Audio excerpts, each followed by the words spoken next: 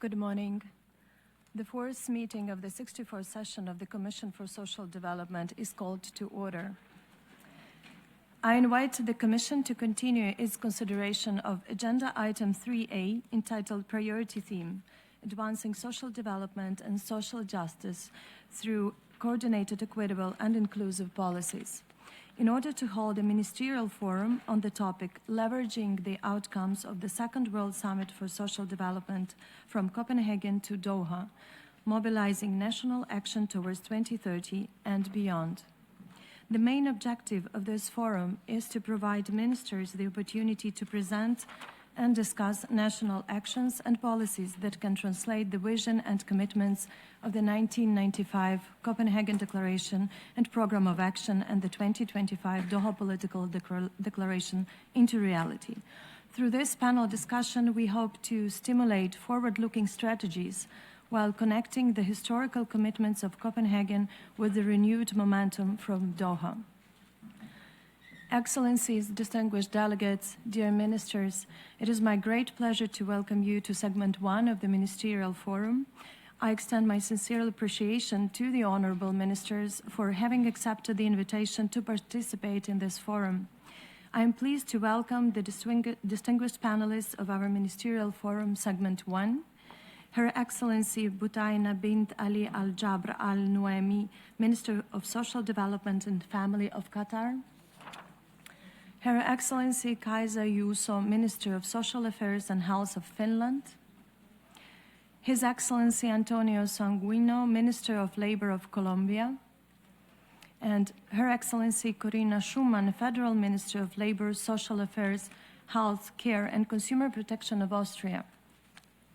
I look forward to a productive and interesting exchange of views. At this time, I would like to invite participants wishing to make comments and pose questions to the panelists to press the microphone button.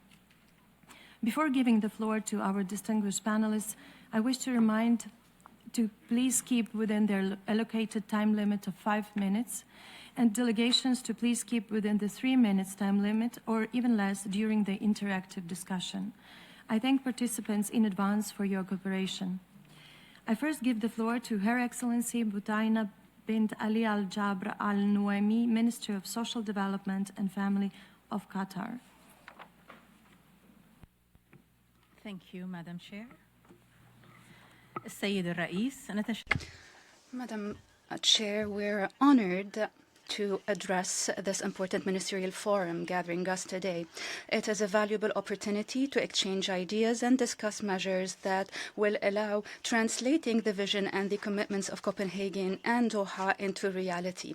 Madam Chair, we are proud to have hosted successfully the second World Summit for Social Development that gathered leaders of the world 30 years following the first World Summit for Social Development in Copenhagen in 1995. We hosted this summit as a testament to my country's policy of action based on partnership and cooperation with the international community. We are committed to consolidating international efforts to achieve inclusive social development and social justice while accelerating the implementation of the 2030 agenda. This is also in line with my country's history of convening and hosting various international conferences. This summit was positively received with the participation of leaders, officials, representatives of international and regional organizations, as well as various stakeholders. Through the various dialogue sessions, the main issues and social challenges were discussed. It was an exceptional opportunity for the world to gather, to exchange expertise and strengthen solidarity and partnerships. Madam Chair, the second World Summit for Social Development in Doha laid the basis towards progress for social development for all. And the Doha Political Declaration is an important document to advance social policies while leaving no one behind, promoting international solidarity and working towards the achievement of the 2030 agenda. It is important to build on the positive momentum during this summit. It is important to translate various measures and promises that were included in the Doha Political Declaration. They must be implemented, as well as all important commitments in Copenhagen as well.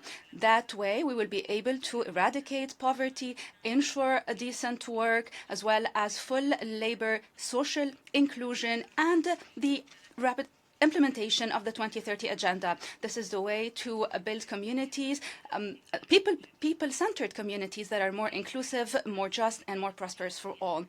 Madam Chair, on the national level, the inclusive development is a priority for my country, with significant progress towards achieving our developmental aspirations. There were important success stories in line of the various national pillars, including social development through policies, programs, and initiatives, and through improving the quality of services and through partnerships. We launched last year the national strategy of the Ministry of Social Development and Family, entitled From Care to Empowerment, in line with the principles of the Qatar 2030 national vision, which places people at the heart of development. This strategy is a comprehensive framework to develop policies and social programs. It is a way to ensure the transition from care to empowerment through supporting the family, empowering women, supporting persons with disabilities, the elderly, and through community partnerships and volunteering. We're proud of our close strategic partnership with the United Nations,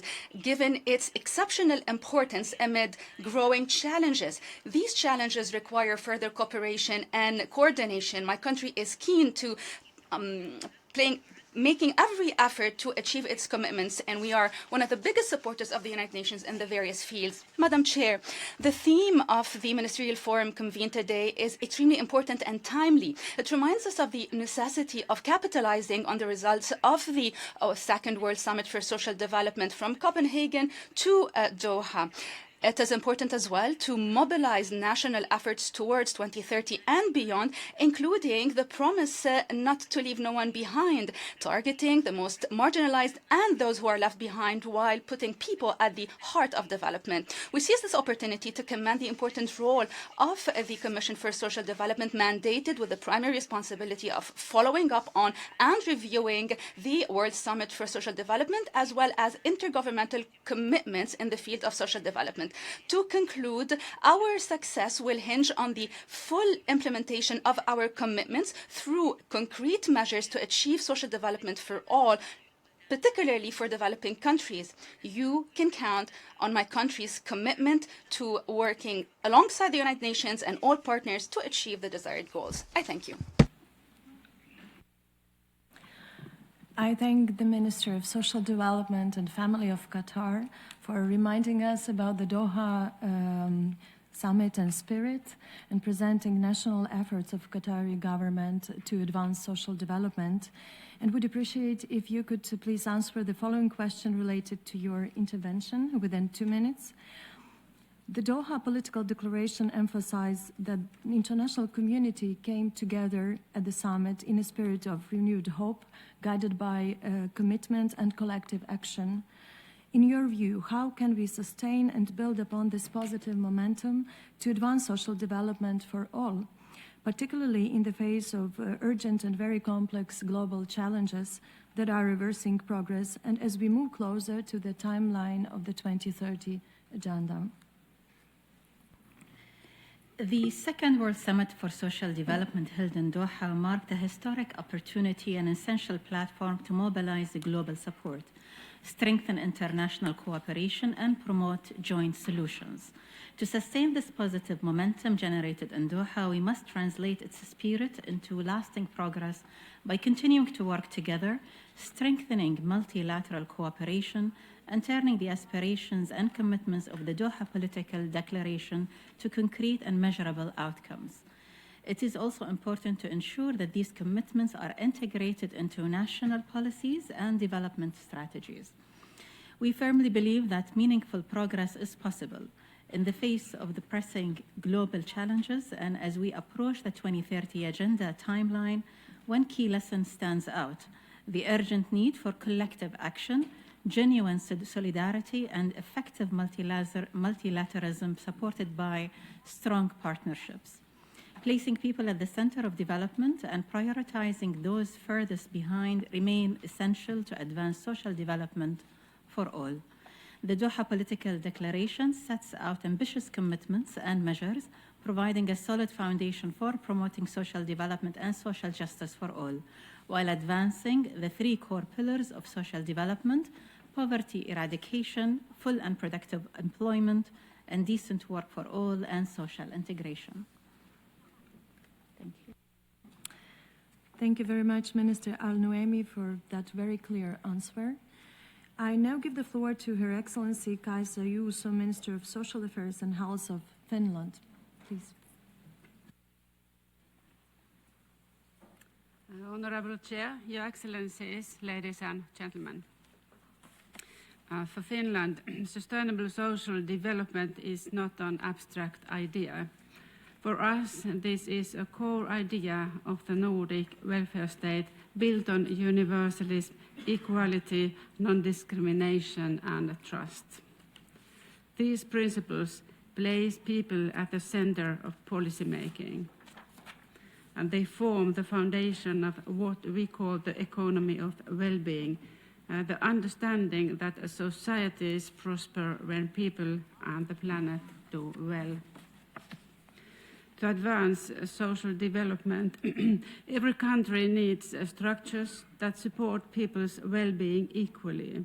This means ensuring universal social protection and access to services. When countries strengthen their social welfare systems according to their own context and capacities, they can support inclusive growth, higher productivity, and stronger social cohesion.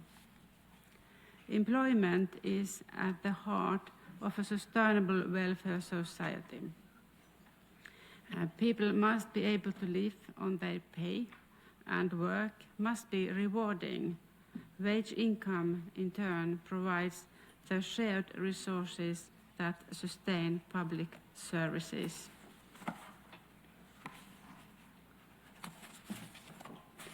Gender equality is a core priority for Finland.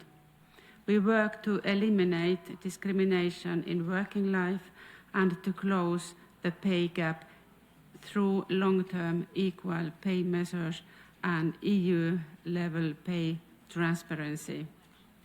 Equal parental leave, quality childcare, and policies that support balancing work and family life are important elements of this work. Finland is one of the fastest aging countries in the world.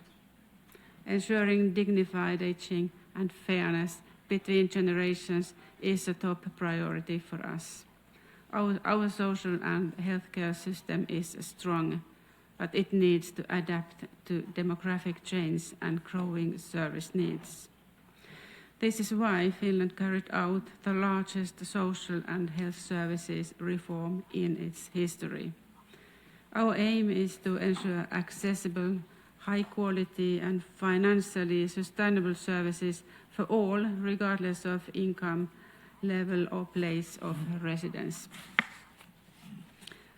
Future generations must be at the center of our decisions today. This requires long-term thinking and investment in children and young people. Finland works across sectors to support young people's mental well-being in their everyday lives. Mental health is a priority, and we are taking new measures to offer help earlier and make care easier to reach.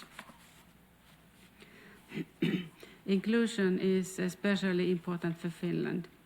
We adopted a new Disability Service Act last year that strengthens our implementation of the UN Convention on the Rights of Persons with Disabilities.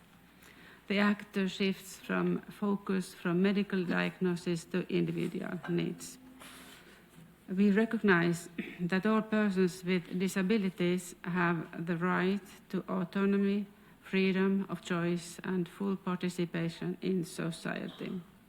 Internationally, Finland is the largest donor to the Global Disability Fund, helping promote inclusion in education, work, sexual and reproductive health, and protection services. To conclude, in Finland, comprehensive security and resilience rest on a strong social foundation and active communities. Trust grows through fairness, inclusion and openness, which is why cooperation, social dialogue and coordinated action are essential for building lasting solutions. Thank you. Thank you very much, Minister of Social Affairs and Health of Finland, for particularly highlighting the reform in Finland on social development. I would appreciate your answer to the following question. Looking beyond 2030, what development or trend would you like to highlight for the future social development? Looking beyond 2030, I want to highlight the role of digital transformation for social development. Digitalization and AI can help us so many ways. Identify needs earlier and make our services work better. But progress must be for everyone. Some people cannot easily use new devices or digital services due to age, disability, skills or access, and they risk being left behind. Our responsibility is clear. Pair every new tool with inclusive design, offline alternatives and real hands-on support so that no one is left out in a digital society. Thank you very much for that forward-looking perspective, Minister Juuso. I would now like to give the floor to His Excellency Antonio Sanguino, Minister of Labor of Colombia.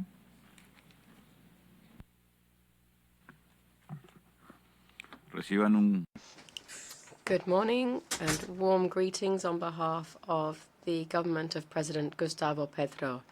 The Doha summit was a turning point. It showed that after years of setbacks, crises, and increasing inequality, the social agenda has returned to the center of the international debate. Colombia welcomes this shift because social justice today is the central axis of our government of change, and because social development cannot remain just something we talk about, but must rather become a concrete and verifiable process based on rights.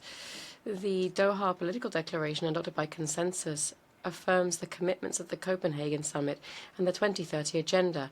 At the same time, it recognizes that social development is a shared responsibility requiring new solutions to poverty, inequality, informality, and exclusion.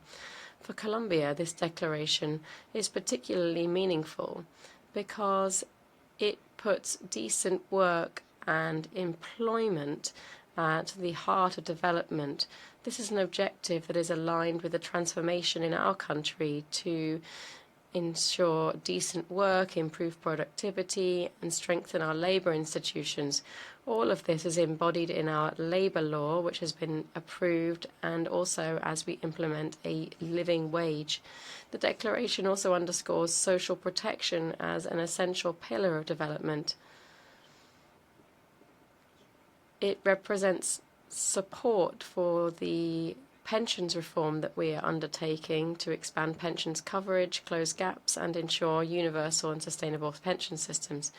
Likewise, the stress that it places on areas such as the care economy, gender equality, and the elimination of violence and harassment in the world of work is fully consistent with the labor modernization agenda that Colombia is promoting.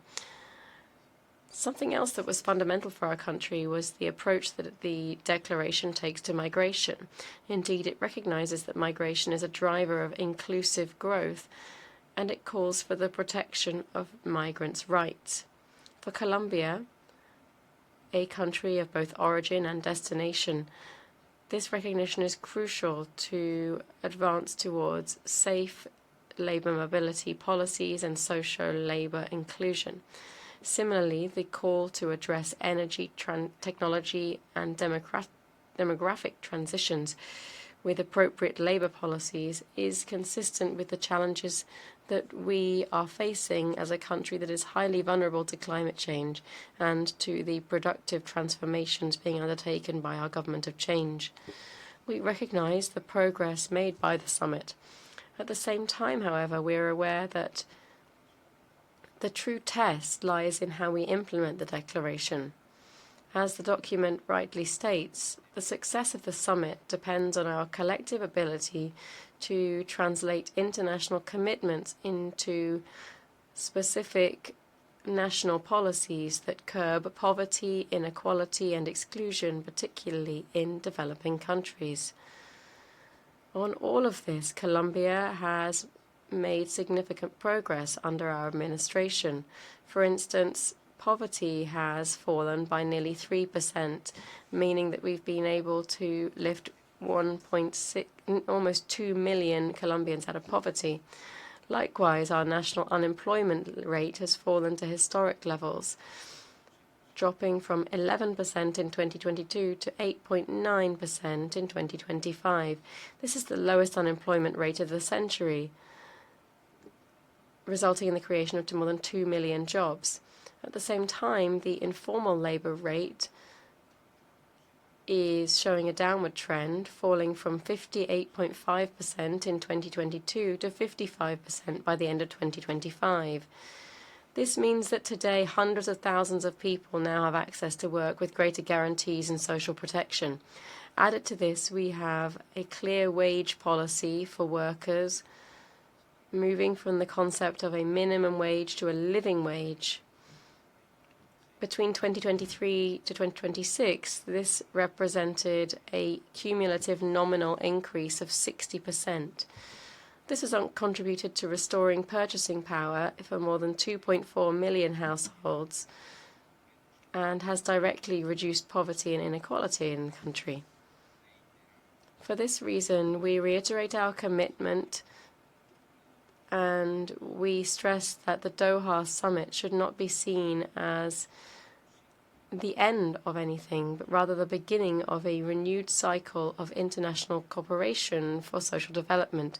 Colombia stands ready to work closely with the United Nations, the International Labour Organization, and partner countries to make a world of decent work and social justice a reality for everyone.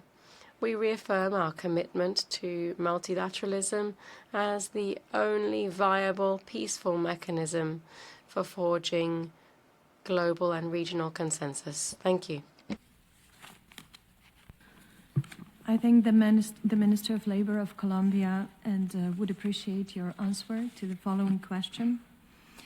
Given that informality continues to affect a high percentage of the Colombian workers, significantly limiting access to labor rights and social protection and stable incomes, what concrete steps is the Ministry of Labor taking to accelerate labor formalization while ensuring that the creation of decent work keeps pace with Colombia's broader economic and social challenges? Bueno, en primer lugar, Well, firstly, the government's macroeconomic policies propose sustained economic growth for our economy. Today, we do have economic growth, and we closed 2025 at 2.9% growth, which was well above the average of the regional countries, which are growing at 1.1%. We hope by the end of the year to go over the threshold of 3 or even 4% growth. All of this means better and more employment in the country and a considerable fall of in informal jobs. Secondly, we are proposing formalizing 400,000 workers in technology and 500,000 in another sector, as well as 400,000 apprenticeships, which represents around 1.5 million formalized workers. In addition, the Ministry of Labour has been promoting an incentives policy to generate jobs. This is called the Jobs for Life program. Between August and December 2025, for instance, we carried out cash transfers, generating 240,000 new jobs, particularly for women, persons with disabilities, and young people. In addition, we have been carrying out providing significant support to local and regional authorities to consolidate a national network of labour formality. We're also working with the ILO and the Ministry of Agriculture on a national strategy for labour formalisation in the agriculture sector. And we have Law 504/2025, which aims to regularize and protect 14,000 agricultural workers and expand their access to family subsidy programs. This is a suggestion made by the Petro government to universalize social protection for all informal workers across the country. Thank you very much, Minister Sanguino, for providing detailed information on the work formalization in Colombia. I now give the floor to Her Excellency Corinna Schumann, Federal Minister of Labor, Social Affairs, Health Care and Consumer Protection of Austria. Thank you, Madam Chair. Excellencies, ladies and gentlemen, thank you very much for the kind invitation to take part in today's Ministerial Forum, which provides a platform to discuss the partial steps required to implement the commitments set out at the Doha Political Declaration. 75 years after World War II, Austria has achieved a comparably high standard of living. Drawing on these experiences, I will address 3 areas which are key for advancing the social dimension of the Agenda 2030. In Austria, we have a long-standing tradition of social dialogue. This has led to constantly better outcomes in different policy fields due to a consciousness-oriented approach contributing to stability and progress in the labor market. Collective bargaining, decent work, social policy, education, and inclusive economic growth. Furthermore, multi-stakeholder engagement has been crucial to deliver inclusive social development. My ministry biannually hosts the so-called Poverty Platform. This forum brings federal ministries, regions, social partners, and civil society organizations together to discuss relevant topics to eliminate poverty and ensure social inclusion. At the heart of Austria's approach lies a comprehensive welfare state with a high level of social and family benefits. This allows us to largely prevent poverty risks. Nevertheless, we are still experiencing negative effects stemming from the COVID-19 pandemic, the energy crisis, inflation, and the cost of living crisis. As a result, we are facing budgetary constraints. These challenges particularly affect groups with low incomes.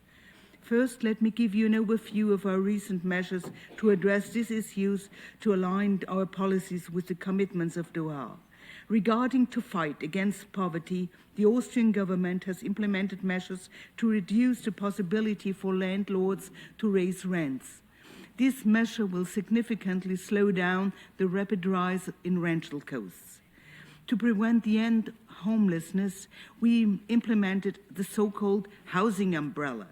This program offers support to avoid evictions, prevent energy shutoffs, and support people experiencing homelessness by offering permanent, affordable housing.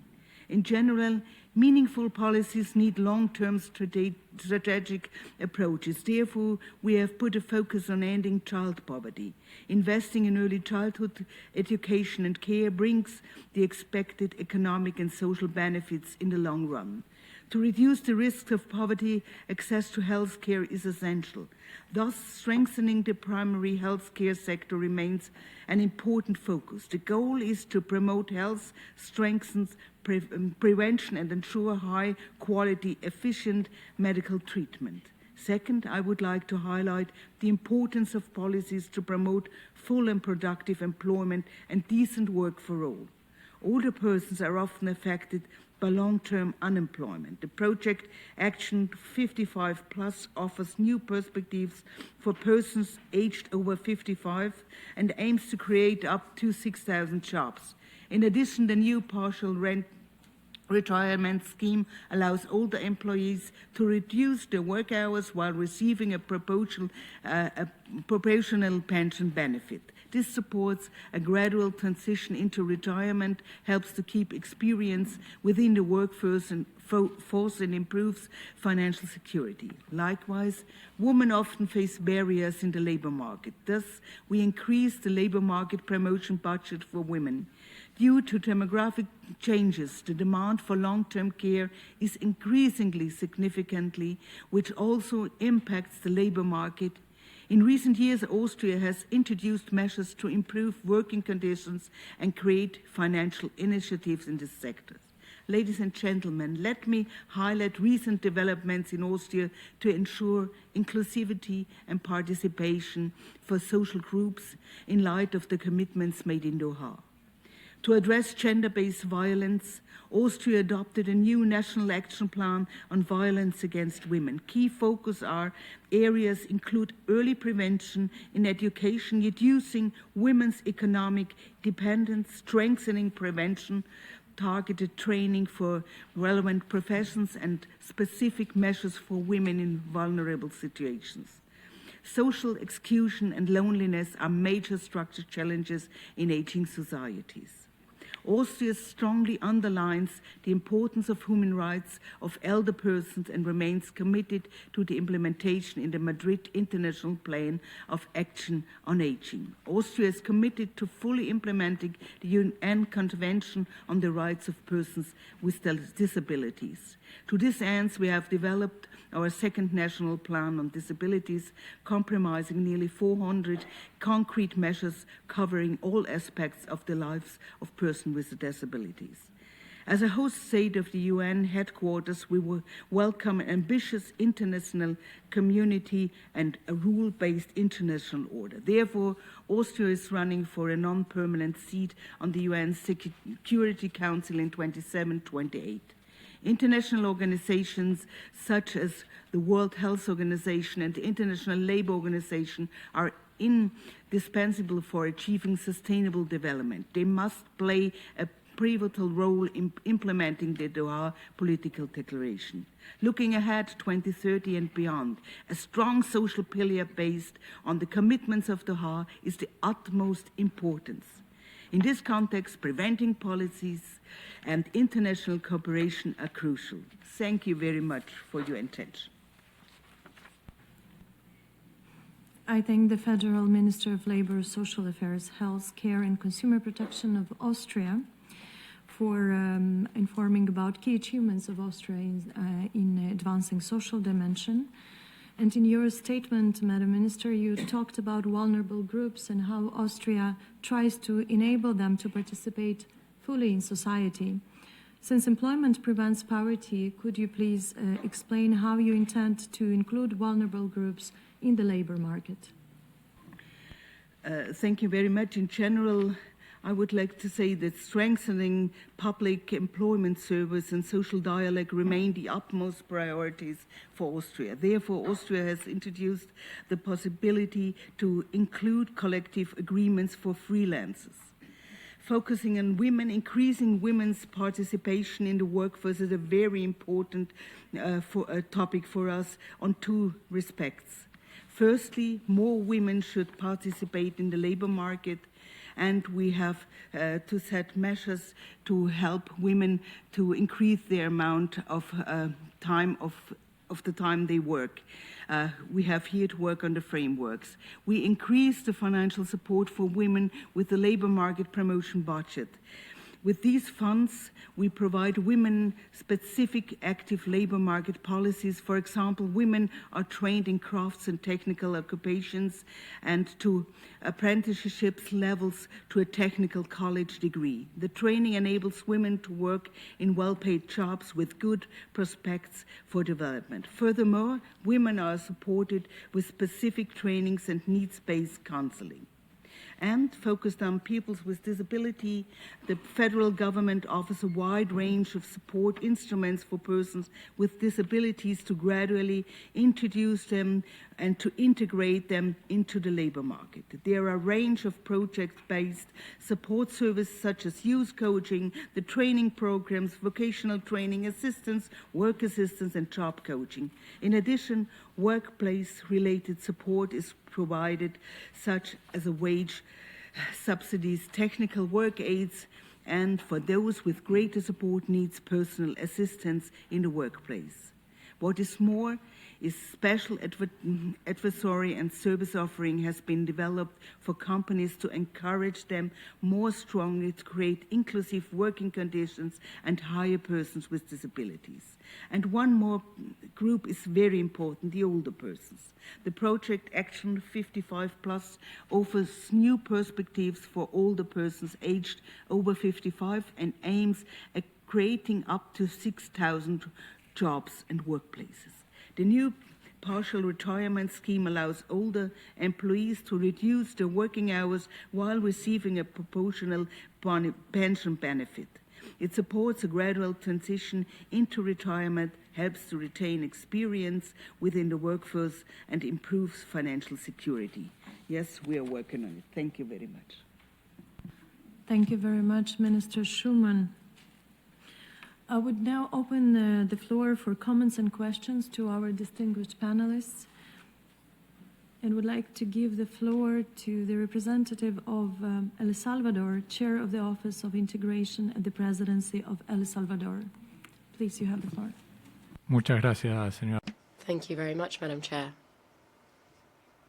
We'd like to congratulate you for the presentations and also for the outcomes of the Doha summit. I'd just like to briefly tell you a little and ask a question. In El Salvador, we have a broader concept of poverty. We have an enormous number of resources in our country and that are not necessarily the traditional ones that were used. This allows us to break down a historic issue that we've faced. Today, every young person finishing their education at 18 has the opportunity to access university or technical schools. Before, we had around either 1 to 13% of people going to university, and now we have 45% of 18-year-olds going to university just 1 year into this project. We've done this on the basis of an innovative way of seeing poverty and social investment, in which relationships between people and their institutions have managed to overcome these issues and break down poverty or be lifted out of poverty. This has generated a new middle class, if you like, in our country. This is one. This is something that has affected grandparents, all generations. I'd like to congratulate you for what happened in Doha as well, and I'd just like to understand how do you specifically think that we can achieve this country transformation within every country, so that they can lift people out of poverty? And furthermore, just so I can make the most of my 3 minutes, how can we use technology on a more widespread basis, as Ms. Kaisa Yuso was saying, to help us in this effort? Thank you. I thank the Chair of the Office of Integration and the Presidency of El Salvador, and I now give the floor to Deputy Minister of Family, Labor and Social Policy of Poland. Madam Chair, first of all, I would like to thank Kajsa Juso and Corina Schumann for mentioning a role of appropriate support to persons with disabilities and the need of guarantee them dignity, freedom and independent life. Appropriate support to persons with disabilities is one of the key drivers in boosting the social development in contemporary world. In Poland, we are strongly focused on the area of rights of persons with disabilities, especially right to conduct an independent life. This is the reason we now prepared in Poland a reform declaring financed by state budget personal assistance to persons with disabilities and introduced a few years ago special supporting benefit to cover costs connected with need of assistance and care in day-to-day life. The question is what we as United Nations can do more to promote a right to conduct independent life by persons with disabilities.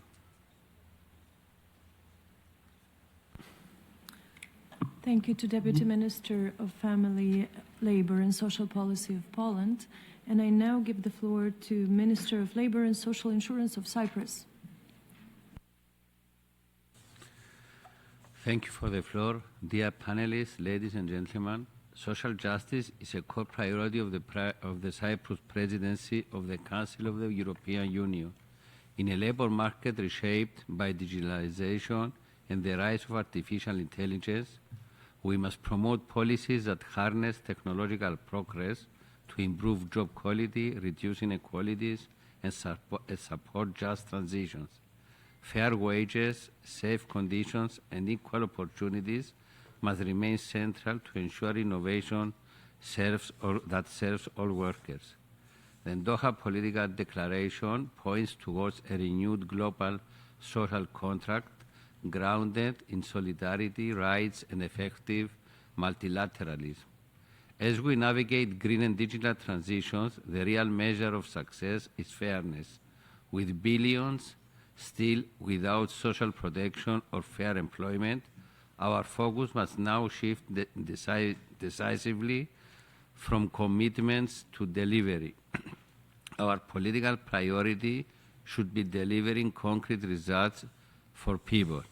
And then I want to ask you a question. What practical steps can ensure that the World Social Summit commitments are translated into real progress on social justice, decent work, and social protection, especially for those most at risk of being left behind? Thank you very much. I thank Minister of Labour and Social Insurance of Cyprus, and I now give the floor to Minister for Social Services of Sweden. Thank you, Madam Chair. Sweden believes that prevention and early intervention and support are the best way to reach social development and dignity for all. Our new Social Services Act shows this. We now focus on helping families and people early, before problems escalate. We know from experience that early intervention works, that parental support, mental health care for young people, and good childcare make a real difference. These investments save money over time, but most of all, it helps people, all people, especially those who need it the most. So we must build policies that prevent problems before they get out of hand. This means strong social services, family support, and access to help for everyone. And we cannot reach social development without protecting children. Children are key to our work. Violence against children in all forms prevent the realization of equal and fair society. This being said, Sweden is very focused on ending violence against children, both in terms of corporal punishment and more severe violence. During 2026, the government aims to adopt a national strategy to prevent and combat all forms of violence against children. As governments, We are obligated to include child protection in all our plans. We must support families and keep children safe. Global coalition is key in these areas, and Sweden works with other countries on this one example. On this one example is through the Global Alliance to End Violence Against Children. We call on all countries to do the same. So we have had good goals for 30 years, from Copenhagen to Doha. Now we must make them real. And the essential question is, how do we do that? Thank you. I thank Minister for Social Services of Sweden and now give the floor to Vice Minister of Women and Child Development of India. माननीय प्रतिनिधिगण, basic सामाजिक विकास आज एक महत्वपूर्ण मोड़ पर है। Copenhagen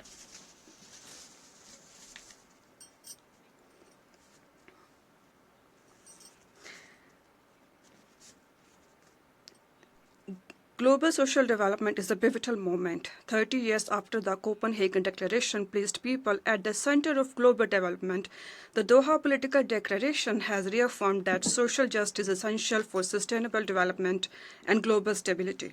India aligns with this vision. Our pathway to become a developed nation is guided by Sabka Saath, Sabka Vikas, a whole of government and whole of society approach, leaving no one behind.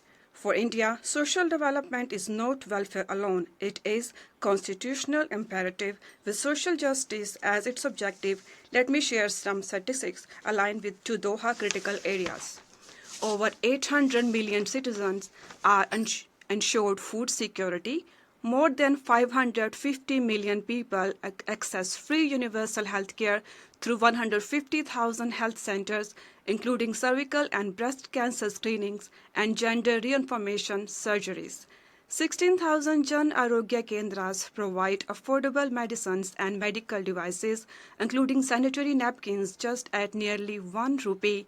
3.3 million persons with disabilities have been provided aids, assistive devices, and motorized tricycles. Our Constitution mandates one-third reservations for women at all levels of governance. Today, over 1.45 million women serve in Indian local, constituting 46% of the total.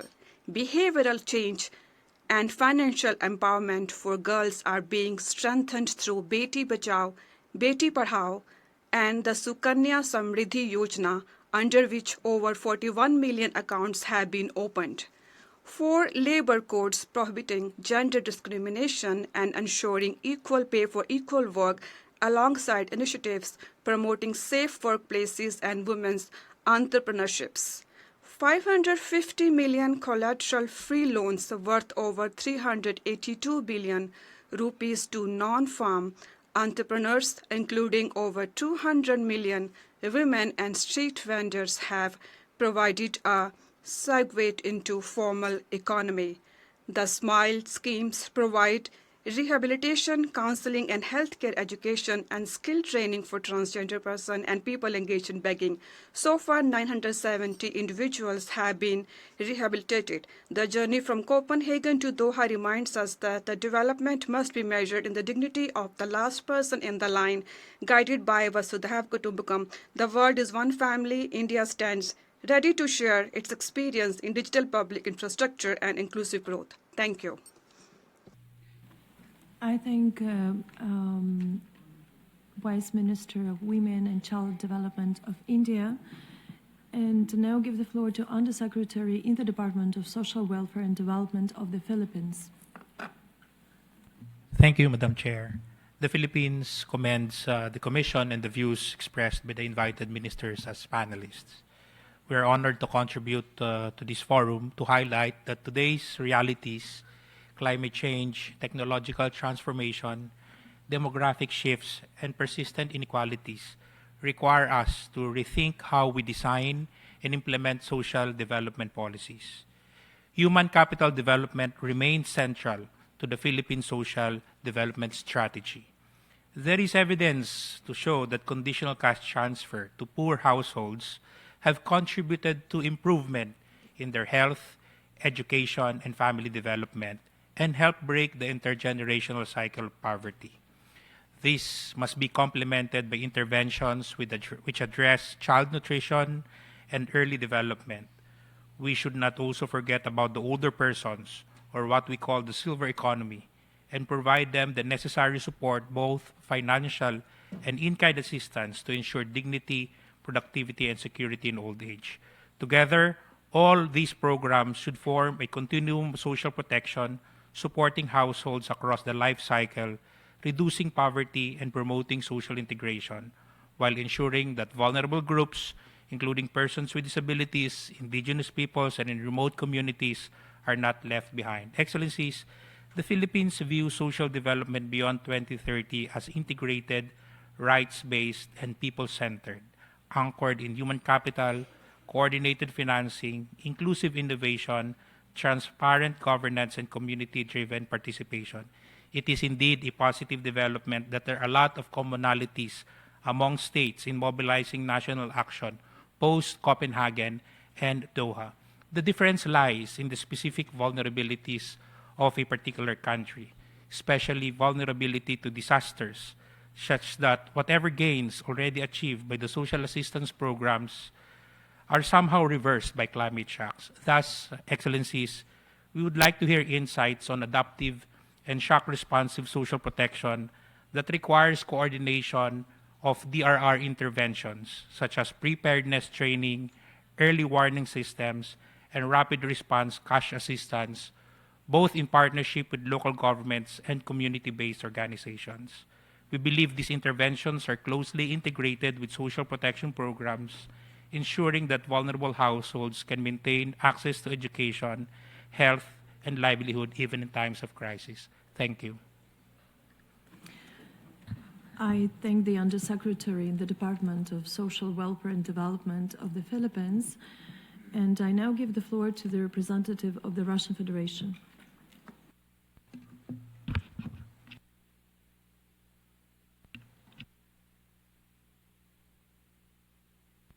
Госпожа председатель. Madam Chair, distinguished colleagues, at this session of the Commission on Social Development takes place immediately in the wake of the Doha summit. For Russia, the social protection of the population is a priority area of state policy. This despite contemporary challenges and pressure that my country is facing. Labor success and the achievements of the people of Russia are setting new standards. So social protection of our society is particularly important. In light of these achievements, it's critical to reaffirm dedication to the fundamental documents in this area. Primarily, I'm referring to the Copenhagen Declaration for Social Development, the Program of Action of 1995, and the decisions of the special session of the General Assembly. The Doha Declaration in 2025 is a continuation of the foundation that was laid some years ago. Vladimir Putin has set out a number of critical areas of social policy for social development. Number one, preserving the population, strengthening health, and improving the well-being of people, and supporting families with children. In Russia, the family is a source of faith, mutual assistance, health, and traditional moral values. The so-called global moralism is something that we reject. And also new measures to support young people and older persons, and strengthening children's health is what we are doing, as well as promoting family values. In our country, they're not only families of multiple children, but also intergenerational families, which we are promoting, for which we have a strategy. Another important indicator for ensuring the well-being of our citizens is decreasing the poverty level. As for the situation in the labor market, the level of unemployment has steadily declined over the last few years, and as of last year, it's at low record low levels for our country. This indicator is the result of active state policy on the employment market, especially for vulnerable populations. In closing, I'd like to say that in recent years, we've been able to achieve much. We've discussed our achievements with our social partners and with our foreign colleagues, and we are convinced that the main task in the social sphere is something that we can work on in order to make social policy more effective for all of our citizens. Thank you. I thank the representative of the Russian Federation, and I now give the floor to the representative of South Africa.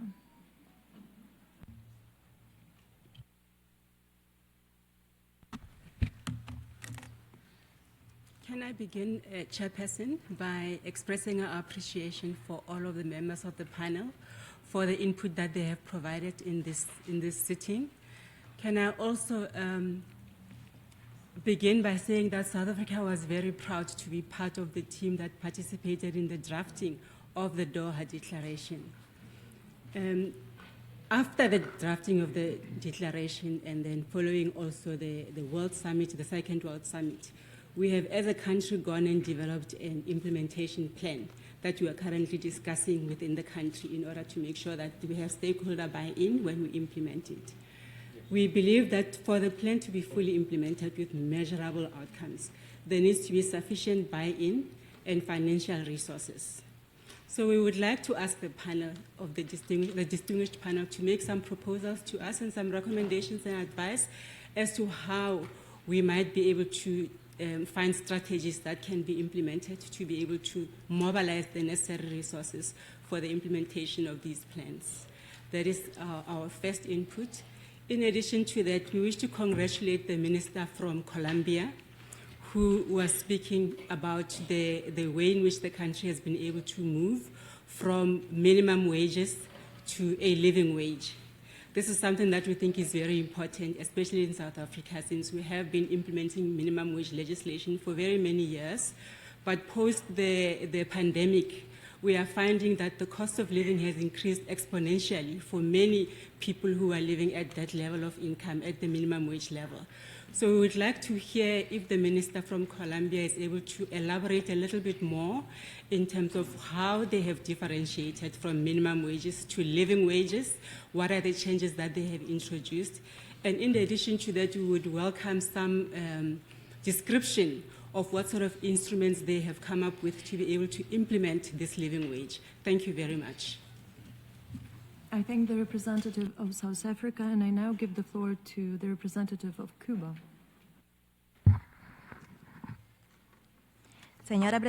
Madam Chair, distinguished ministers and vice ministers, we're grateful for the panel presentations that show that we all face considerable challenges, but we have all also made achievements. 30 years ago, the international community met at the Global Summit on Social Development with a desire to achieve a world without poverty, with full and productive employment based on social integration.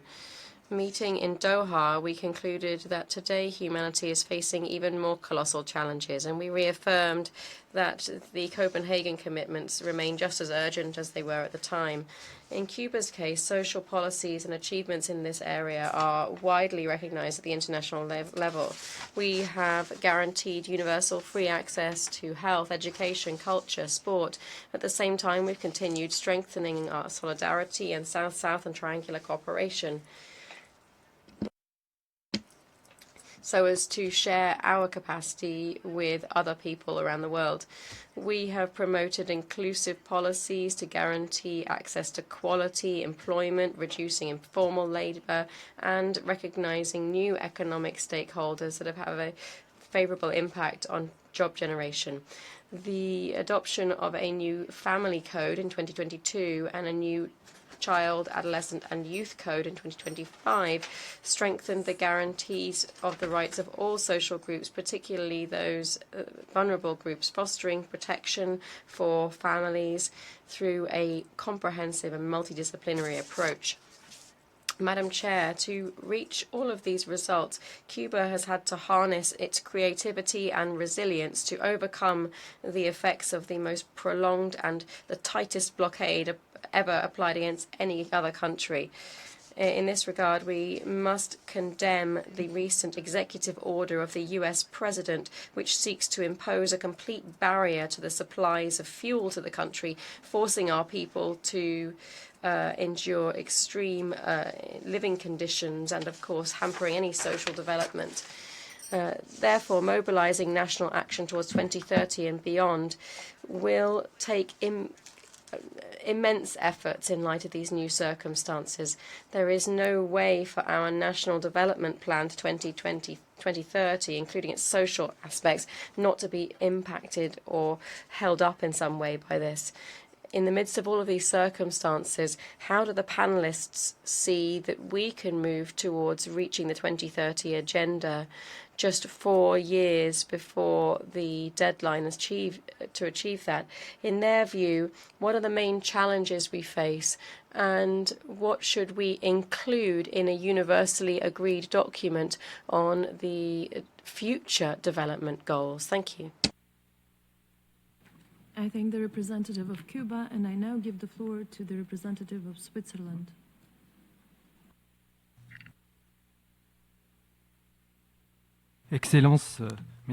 Excellencies, ladies and gentlemen, I thank the panelists for their presentations. The genuine impact of the Doha Declaration will be determined based on what we can specifically implement from the commitments. This declaration set several goals for the follow-up. In particular, strengthening the role of the Commission for Social Development and better integration of the United Nations family, especially that of specialized agencies. There's another important element. It's explicitly found in the declaration. I'm referring to the promotion of multi-stakeholder partnerships for the implementation of common objectives. This applies to international partnerships. It also applies to the Global Coalition for Social Justice and to national partnerships. Switzerland was already represented by a multi-stakeholder delegation in the Doha summit. Therefore, we are promoting the multi-stakeholder implementation of the Doha Declaration in Switzerland. Specifically, the relevant ministers have already, in Switzerland, have held a meeting with representatives of employers and employees and others at the end of the month. This is a collective reflection where all stakeholders can present current measures in line with the Doha Declaration so as to better coordinate planning and to leverage opportunities. In this context, we have the following questions. How can multi-stakeholder partnerships be anchored at the national and local level so as to translate the achievements of the Doha Summit into tangible action in the local context? In states such as Switzerland, with decentralized organizations, a number of social development areas are up to regional or even local authorities. How can you include these regional and local entities in your follow-up process? I thank the representative of Switzerland, and I now give the floor to the representative of Chile. Thank you very much, Madam Chair. We're grateful for this opportunity for discussion, which was particularly relevant because it allows us to take stock of the progress since Doha and Copenhagen and focus on how we can make sure that the commitments that we have made lead to specific action and results for people. The second global summit held in Doha reflected the consensus from Copenhagen and the current challenges. The political declaration is a new agreement to put people at the heart of development, to strengthen the social contract, and to eradicate poverty, ensure decent work and social inclusion. But the challenge starts now. Now we have to implement these policies, and we are working between agencies, civil society, and governments. If we can translate these, see if we can translate these commitments into policies. Colombia, together with Mexico, India, and Qatar, has been implementing a follow-up on the Doha political declaration. This has been signed by 24 countries. We reiterate in that the importance of strengthening the ability of multilateralism to reach tangible outcomes, particularly social inclusion and cutting poverty. An important part of this joint declaration was underscoring that 2026 was a key year, a year in which at a national, regional and a UN system-wide level, we need to be able to implement and identify clear priorities, define modalities for implementation, and set landmarks, milestones for post-Doha. In this regard, the work of this commission is particularly important. Particularly, we also would like to identify the role of regional commissions and the need to ensure that agencies, funds and programs strengthen their coordination and consistency between their work, bearing in mind the role of UN resident coordinators in their respective countries. Madam Chair, you can count on Chile, and rest assured that you can also count on the other signatories of the joint statement to continue in the wake of the Doha Declaration. Thank you. I thank the representative of Chile, and I now give the floor to the representative of Dominican Republic.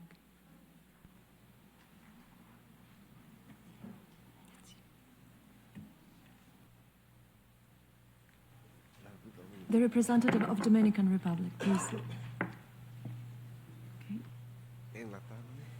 I now give the floor to the representative of Burkina Faso. The representative of Dominican Republic, please. Lo vamos a tener. En el turno. We'll take the floor in the afternoon, please. Later on. Thank you. Noted. Thank you very much. I give the floor to the representative of Burkina Faso.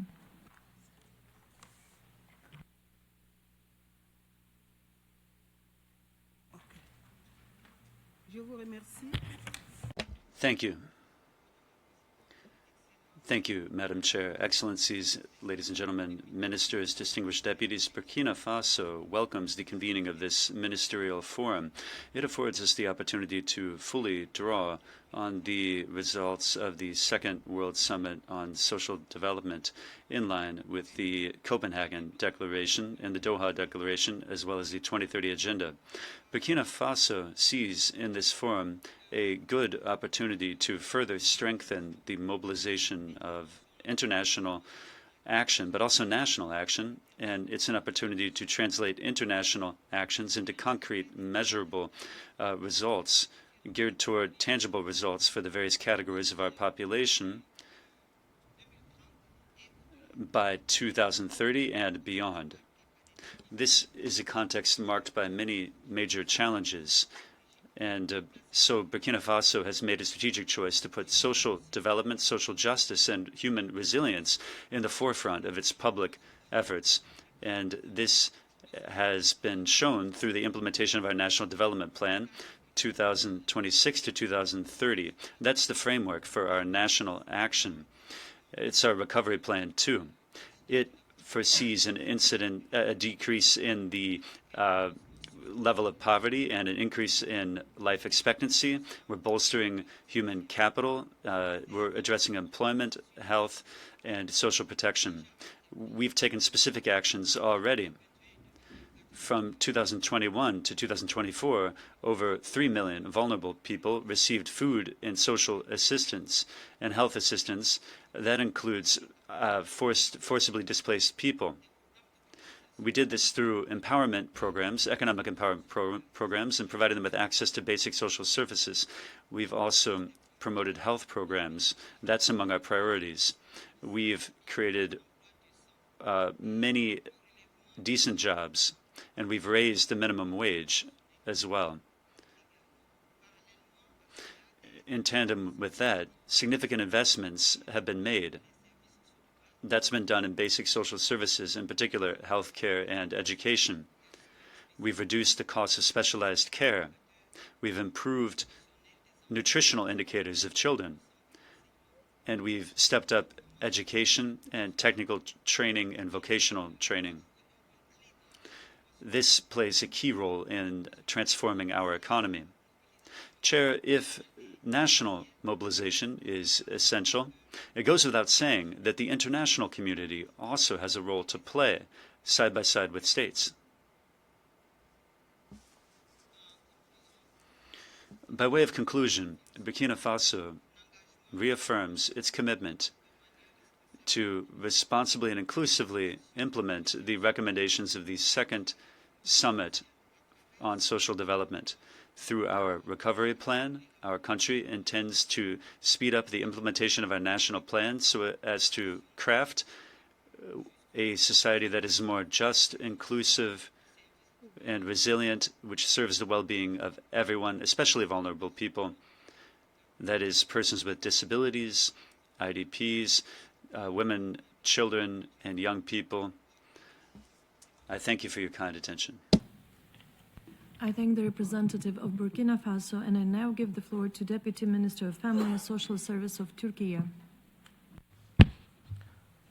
Madam Chair, distinguished participants, it's an honor to address this ministerial forum on behalf of the Republic of Turkey. The Second World Summit for Social Development renewed our commitment to the 2030 Sustainable Development Goals. As our Minister, Her Excellency Mahinur Özdemir Göktaş, underlined in Doha last November, true development is measured by people's living conditions based on human dignity. However, ending poverty and inequality remains a major global challenge. This situation requires stronger national implementation, better conditions, and people-centered policies. Under the leadership of our President, His Excellency Recep Tayyip Erdogan, Turkey gives high priority to ending poverty through social policies based on fairness and solidarity. Dear participants, Turkey's commitment to turning international promises into national results. We continue to strengthen our social protection system to ensure that no one is left behind. At the same time, we recognize that sustainable social development cannot be achieved in our shadow of war and conflict. The ongoing tragedies in Gaza, Syria, and other conflict zones remind us that peace is essential for recovery.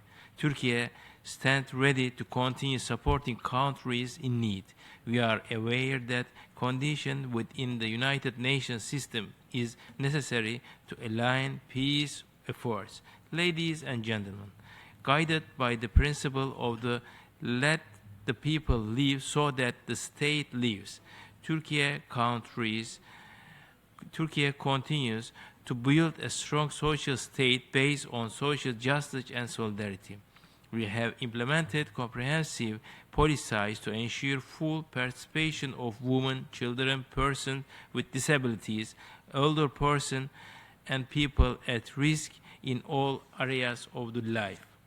In the field of the social assistance, operate an integrated system that coordinates cash and in-kind support, social service, and psychological assistance through a single digital framework.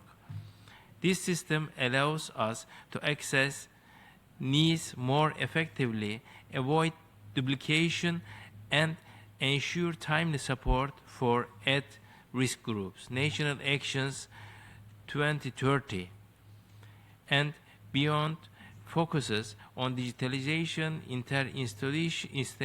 institutional conditions, and resilience to shock.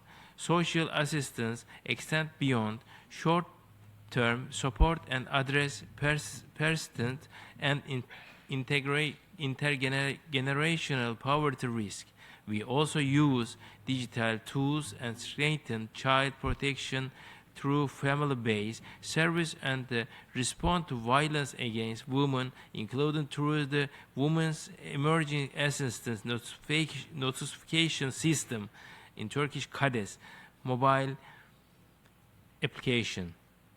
At the same time, we implement programs that support women's economic empowerment through decent work, opportunities, and access to social protection. Our policies promote active and dignified aging and social integration by supporting older persons to live independently in their own towns. Today, we know that the family institution faces many threats.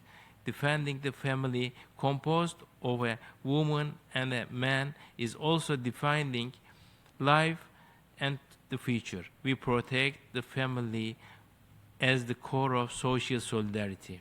We are expanding our social supported programs to protect family institutions, improving access to equality, child care service, and promoting a balance between work and family life. However, it is in today's world, social development is no longer shaped on the economic and social policies.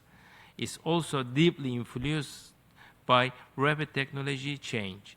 We believe that transformative potential of the technology must reach all societies.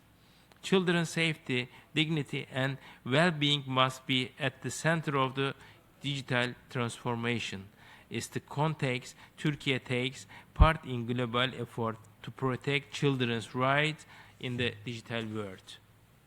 Honorable delegates, let us work together, turn the commitment of the Doha political declaration into the concrete result. Let Doha and this forum be not only a place for discussion, but also a step for us. Thank you. I thank the Deputy Minister of Family and Social Service of Turkey, and we have heard the last speaker on my list. Unfortunately, we are not able to accommodate all requests for the floor. I now invite the distinguished panelists to briefly respond to the questions and comments from the floor and to deliver very short closing remarks within 3 minutes or less. I would like to give the floor to Her Excellency Butaina bint Ali Al Jabr Al Nuaimi, Minister of Social Development and Family of Qatar. شكرا السيدة الرئيسة. Thank you, Madam Chair. We'd like to thank you for giving us this opportunity to hear from the various ministers and representatives here. We are aware of how important this discussion is. We believe it will contribute to strengthening the measures taken to implement the Doha political declaration. Also bearing in mind the Copenhagen Declaration and relevant program of action, we've managed to highlight the various challenges and the gaps that need to be filled in terms of social inclusion, inequality, climate change, and the impact of various crises that are affecting many countries. In this context, we believe it's necessary to overcome these challenges, both old and new, through global solidarity and by stepping up multilateral action, as well as through implementing innovative solutions. Social policies should be inclusive. In particular, they should include the most fragile fringes of society. This is why we should align national development strategies with the Doha political declaration. This is vital so that we can move ahead and guarantee social development for all. The Doha summit renewed global hope in terms of multilateral action. Today, the ambitions from Doha should lead to concrete action. We should involve all stakeholders in this process so that we can achieve a fairer, more inclusive, and more sustainable world. Thank you. I thank the Minister of Social Development and Family of Qatar for her intervention. And I now give the floor to Her Excellency Kaisa Juuso, Minister of Social Affairs and Health of Finland. Thank you, Chair. Very good comments and questions. The report of the UN Secretary General to the priority theme of this Commission underlines coordinated action to implement Doha commitments. To achieve the wanted transformations in society, we need whole of government and whole of society approach. This is the only way to guarantee necessary political coherence. To El Salvador, so I will say that every country has different kind of poverty, equality among different groups of persons, for example, women, different income levels, etc.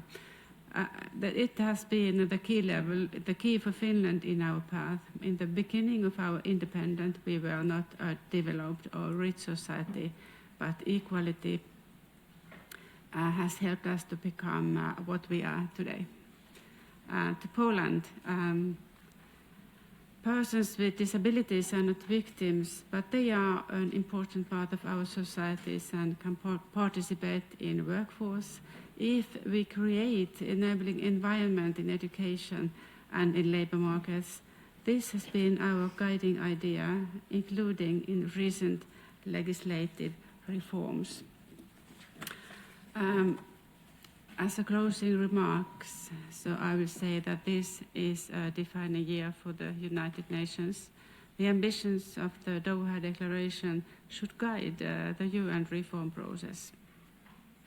We must also improve how we measure progress.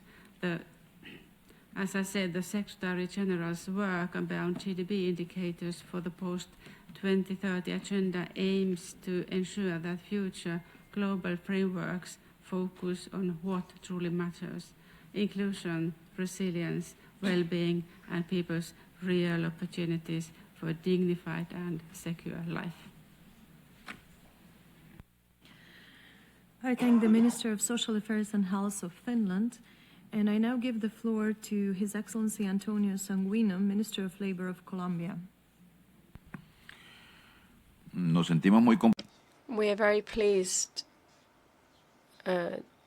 to have this chart or this map that the political declaration of Doha represents, which will be useful not only at a global level but within each specific nation in line with their individual conditions. We also think this Doha declaration needs to reach not only the national levels of government but also the local levels of government, so that public social policies don't only bring transformation at the national level, but also deliver change and are seen at the subnational or local level. Because social inequalities are also different across the country, across territories. We also want to highlight the importance of multilateralism. Right now, we are trying to overcome a situation of diplomatic tension between our government and the government of the United States. Currently, at this precise time, we have had a meeting between the President of the US and the President of Colombia, Gustavo Petro,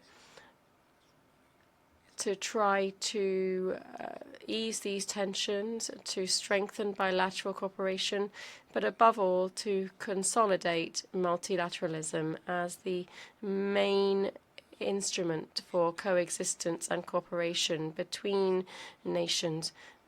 And this cooperation is based on the self-determination of peoples and national sovereignty. So we hope that this meeting will be helpful in this approach and will provide solutions. And just to address the concern raised by South Africa, we have been able to introduce the living wage in Colombia on the basis of studies carried out by the ILO. And we have also been able to do so because Article 153 of our national constitution says that the minimum wage should be a living wage. This means that we need to be able to guarantee the minimum conditions of dignity for every worker and his or her family. We recognize that the labor force is where we generate wealth, and this labor force needs to have its dignity guaranteed. So we've introduced agreements between employers, employees, and the government. We tried to implement an agreement, but it was not possible due to pressure from one particular industry sector in Colombia. However, through an administrative act, we were able to raise the minimum wage, and the President of the Republic, together with the Minister of Labor, decided that the minimum wage from this year, 2026, would be known as a living wage with an increase of 23% when compared with the minimum wage in 2025. This means that we are able to move towards reducing wage gaps and ensuring minimum living conditions for Colombian workers. Thank you. I thank the Minister of Labor of Colombia, and I now give the floor to Her Excellency Corina Schumann, Federal Minister of Labor, Social Affairs, Healthcare, and Consumer Protection of Austria. At first, I would like to thank you very, very much for the very inspiring and insightful exchange, and I'm convinced that dialogue and learning from each other is essential to face the enormous challenges that lie ahead of us. Only together we will be able to manage the multiple crises and to advance sustainable development by 2030 and beyond. In times of geopolitical turmoil, we need to uphold the accomplishments of multilateralism and translate them into national actions. These include the Agenda 2030 for Sustainable Development, but also the Copenhagen Declaration as well as the Doha Political Declaration. In order to end poverty, to promote full and productive employment and decent work, and to foster social inclusion, we need to translate the commitments of Doha into national actions. To leave no one behind, social dialogue and multi-stakeholder engagement are essential. However, in light of the limited fiscal space that many of the countries in both the global north and the global south are facing, we must develop innovative social policies to support the most vulnerable members of our societies, including young people, older people, women, and people with disabilities. Looking ahead of 2030 and beyond, a stronger social pillar footed on the commitments of Doha is key. Only if we consider the three dimensions of sustainable development in a holistic manner, namely the ecological, social, and economic, societies can thrive. Furthermore, promoting the rules based on global order and multilateralism fosters stability, peace, and sustainable development. It is not about following the law of the strongest, but about a common effort for a better future. Let us join forces on an international level, realize the potential of arises from cooperation, and work hard together to improve lives all over the globe. Thank you. I thank the Federal Minister of Labor, Social Affairs, Healthcare, and Consumer Protection of Austria for her intervention. Excellencies, distinguished delegates, we have reached the end of segment 1 of the Ministerial Forum. I would like to thank the ministers, panelists for excellently presenting forward-looking policies and strategies that work in Qatar, Finland, Colombia, and Austria, and also to thank all the delegations for your insightful contributions made during this panel discussion. We will now have a brief pause to allow the podium to be rearranged for the next segment, so please remain seated.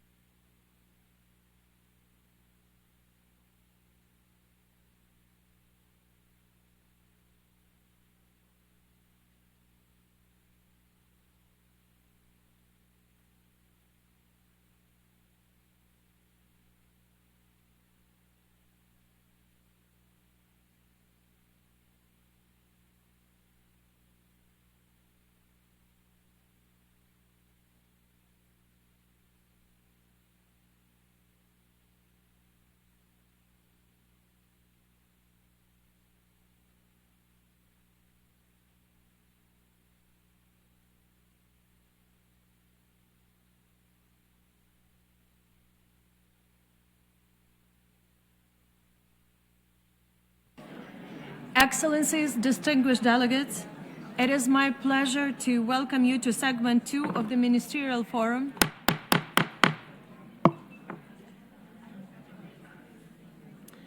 I would now welcome our distinguished panelists, Her Excellency Leslie Nadir Shika-Seguil, Minister of Development and Social Inclusion of Peru, Her Excellency Ilona Havronska, Deputy Minister of Social Policy, Family and Unity for European Integration of Ukraine, and Her Excellency Margaret Sarufim Youssef, Deputy Minister of Social Solidarity of Egypt. I look forward to our productive and interesting exchange of views, and I would like to give the floor to Her Excellency Leslie Nadir Shika-Seguil, Minister of Development and Social Inclusion of Peru.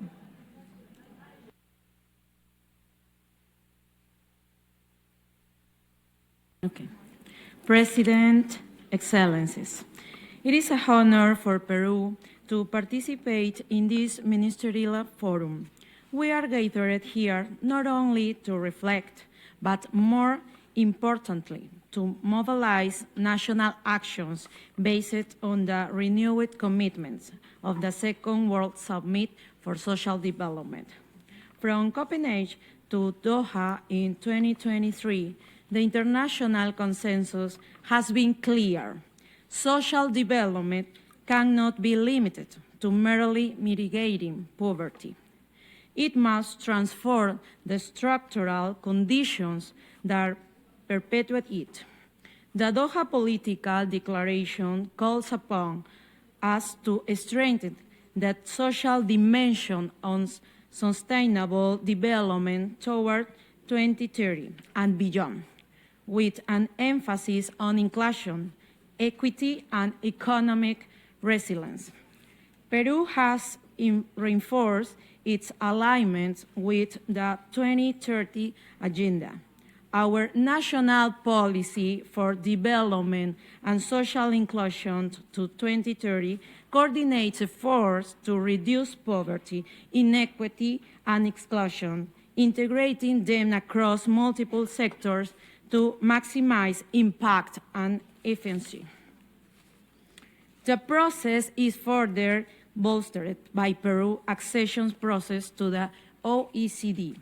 This has allowed us to incorporate international standards, strengthen state capacities, and move towards social protection systems that are more integrated, predictable, and sustainable.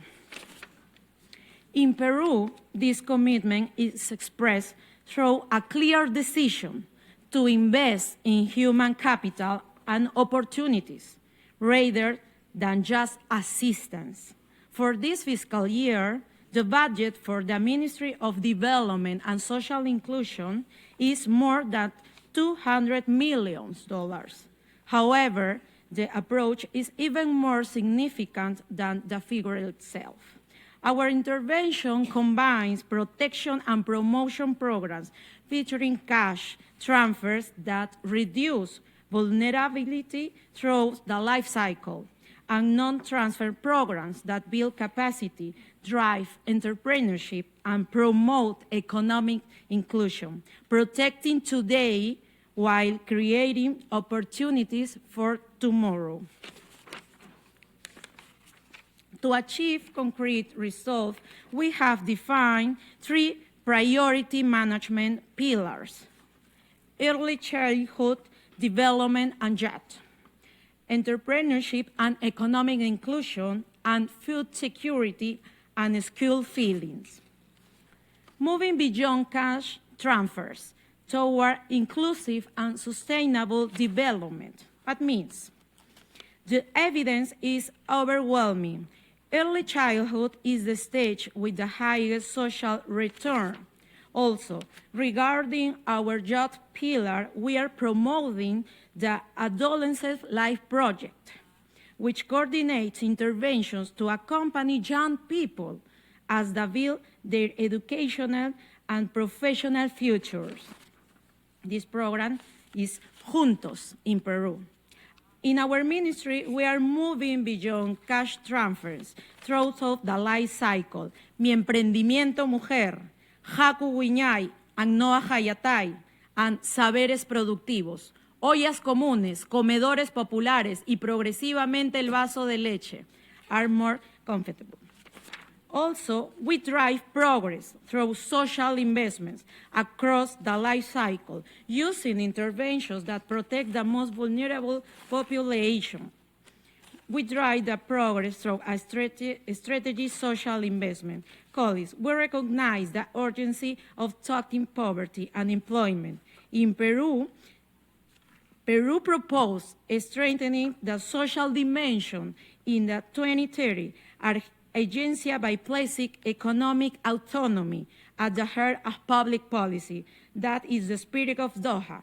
That is Peru's social new contract. Thank you. I thank the Minister of Development and Social Inclusion of Peru and would appreciate if you could answer the following question related to your intervention.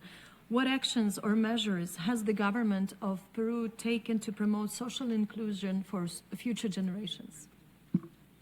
The government of Peru has taken historic steps in this transition period in which we currently are.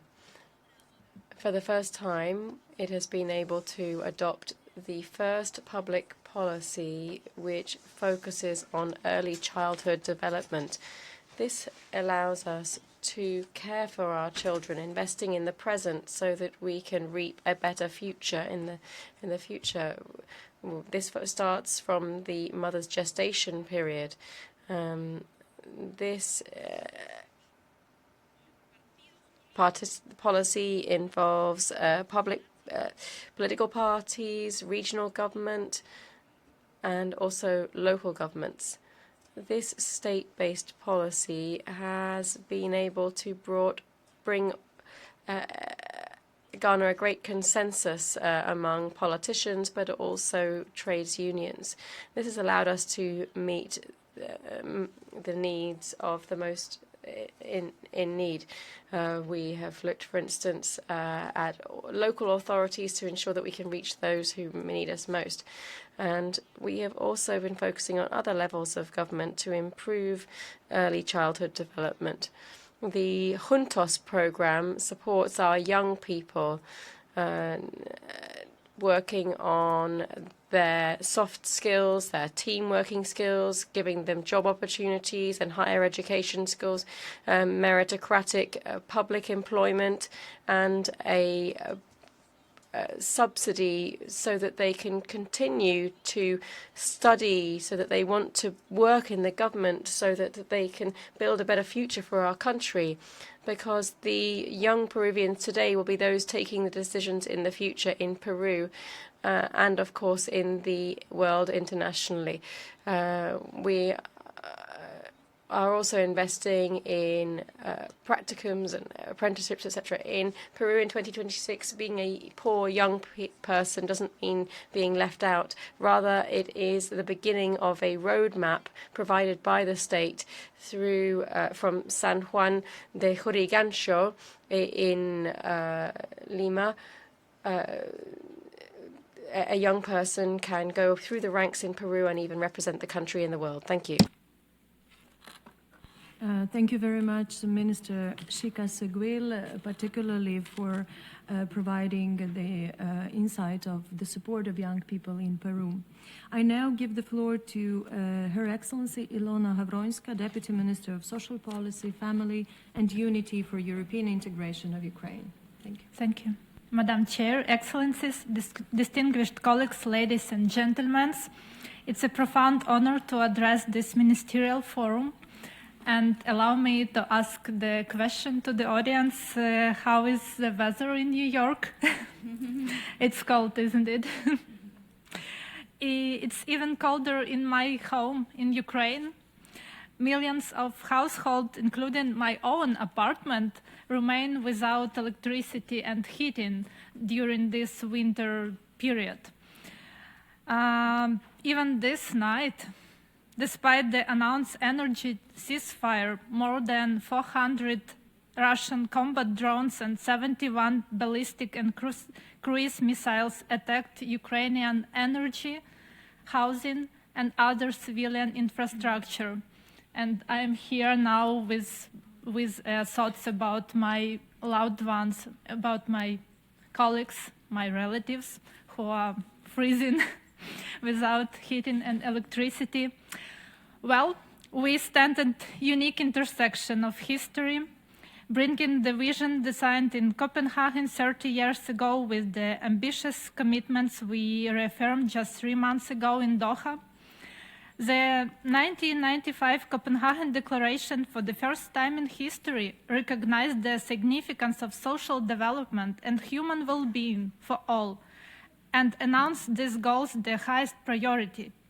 For most countries, including Ukraine, 3 decades after the Copenhagen have been a period of gradual social progress. But practice shows that not all countries consider social development and human well-being to be a priority.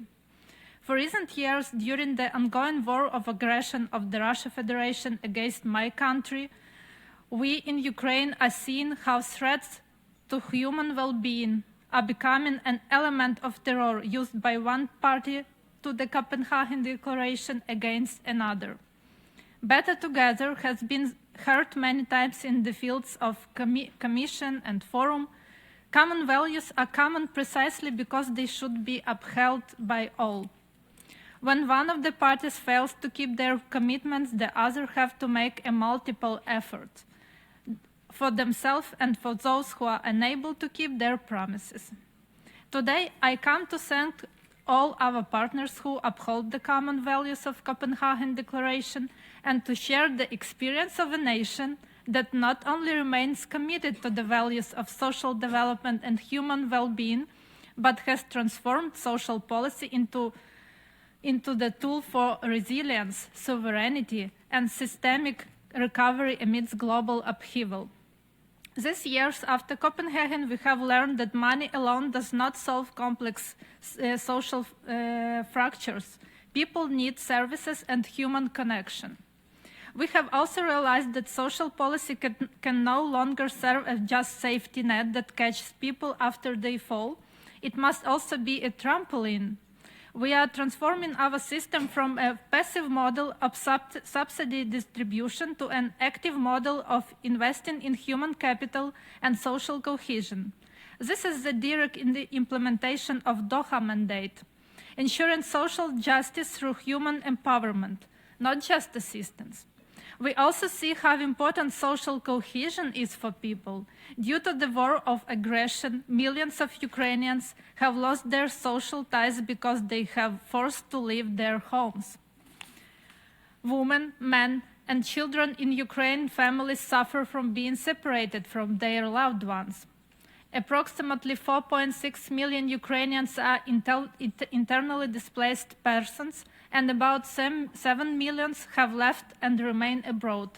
In the European Union alone, approximately 4.3 million Ukrainians are under temporary protection. Social cohesion also fosters inclusiveness, including a dignified attitude towards the veterans. In such circumstances, social services that support integration and adaptation to new conditions, as well as mental health support, become critically important. Resilience Centers are our flagship initiative. We have established these centers in over 200 communities across Ukraine. They serve as island of safety, where every citizen, veterans, mother with children, and older persons receive not only services but also psychological support. Through these centers, our citizens are equipped with self-help tools to withstand the pressure of war. Doha called on us to mobilize national action toward 2030. Our strategy is centered on social investment. We are not merely spending budgetary resources, we are investing to prevent individuals and families from falling into crisis. Prosthetic reform. Ukraine is building one of the most advanced prosthetic and rehabilitation ecosystem in the world. We guarantee free, high-tech prosthetic for every in need, both military and civilian.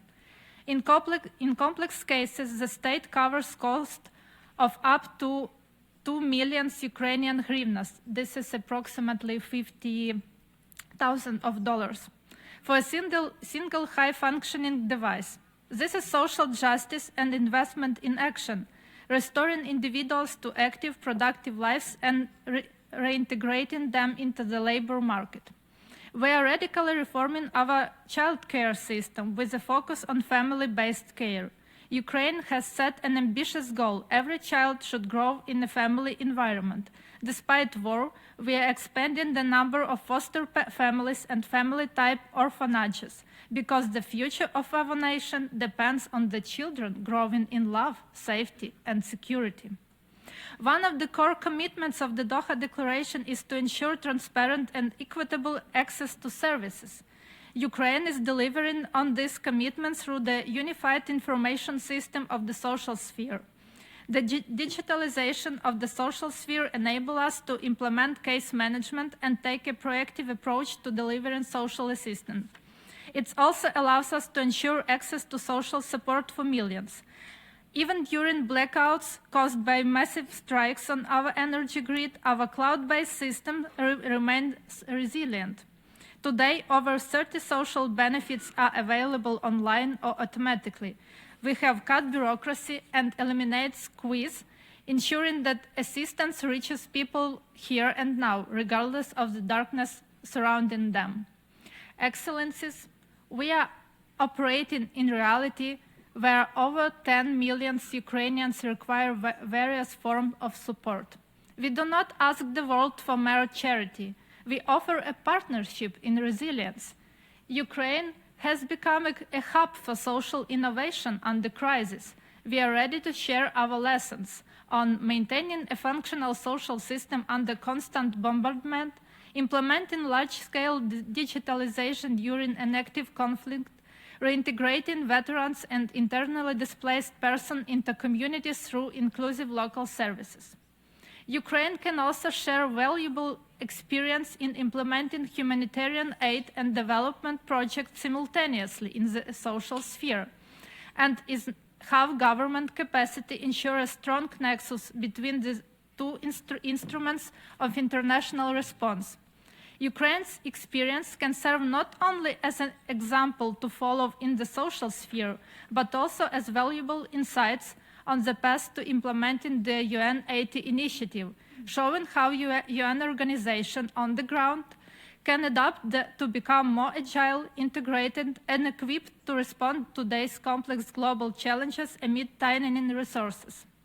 In 1995, in Copenhagen, we dreamed of a world without poverty. In 2025 in Doha, we spoke of a world capable of recovery. Today, in Ukraine, we are proving that when a policy is truly people-centered, no act of terror can halt development. Social resilience and innovations are what make us stronger than our challenges. I thank you. I thank the Deputy Minister of Social Policy, Family and Unity for European Integration of Ukraine for presenting valuable experience of Ukraine, and kindly ask you to answer the question related to the intervention. How will your ministry ensure that social protection support actually reaches vulnerable families quickly and without gaps, particularly during wartime? Thank you.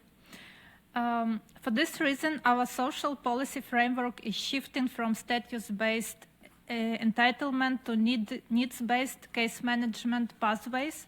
This approach is possible in particular thanks to digitalization, as interacting between state and municipal registers allows us to respond to people's needs in a proactive and customized manner. In the context of war of aggression, it is also important to talk about combining the efforts of both the state and humanitarian organization. For Ukraine, this is a daily operational challenge, how to respond to acute humanitarian needs while preventing people from being locked into long-term vulnerability and dependency. For us, social recovery does not begin after the crisis phase ends. It starts at the moment of humanitarian response when people are evacuated, when housing is destroyed. The key question is not only how fast assistance is delivered, but what happened next. That is why our new IDP strategy is built around a single continuous pathway from evacuation and initial stabilization to integration in new communities or where possible voluntary return, including for those potential IDPs currently abroad. For the humanitarian recovery nexus, this has very practical implications. People should experience continuity of support, not fragmentation between programs and actors. In this logic, we are advancing the use of humanitarian and resilience account as a bridge between response and recovery. Through this governmental account, the humanitarian organizations can distribute their support to our citizens.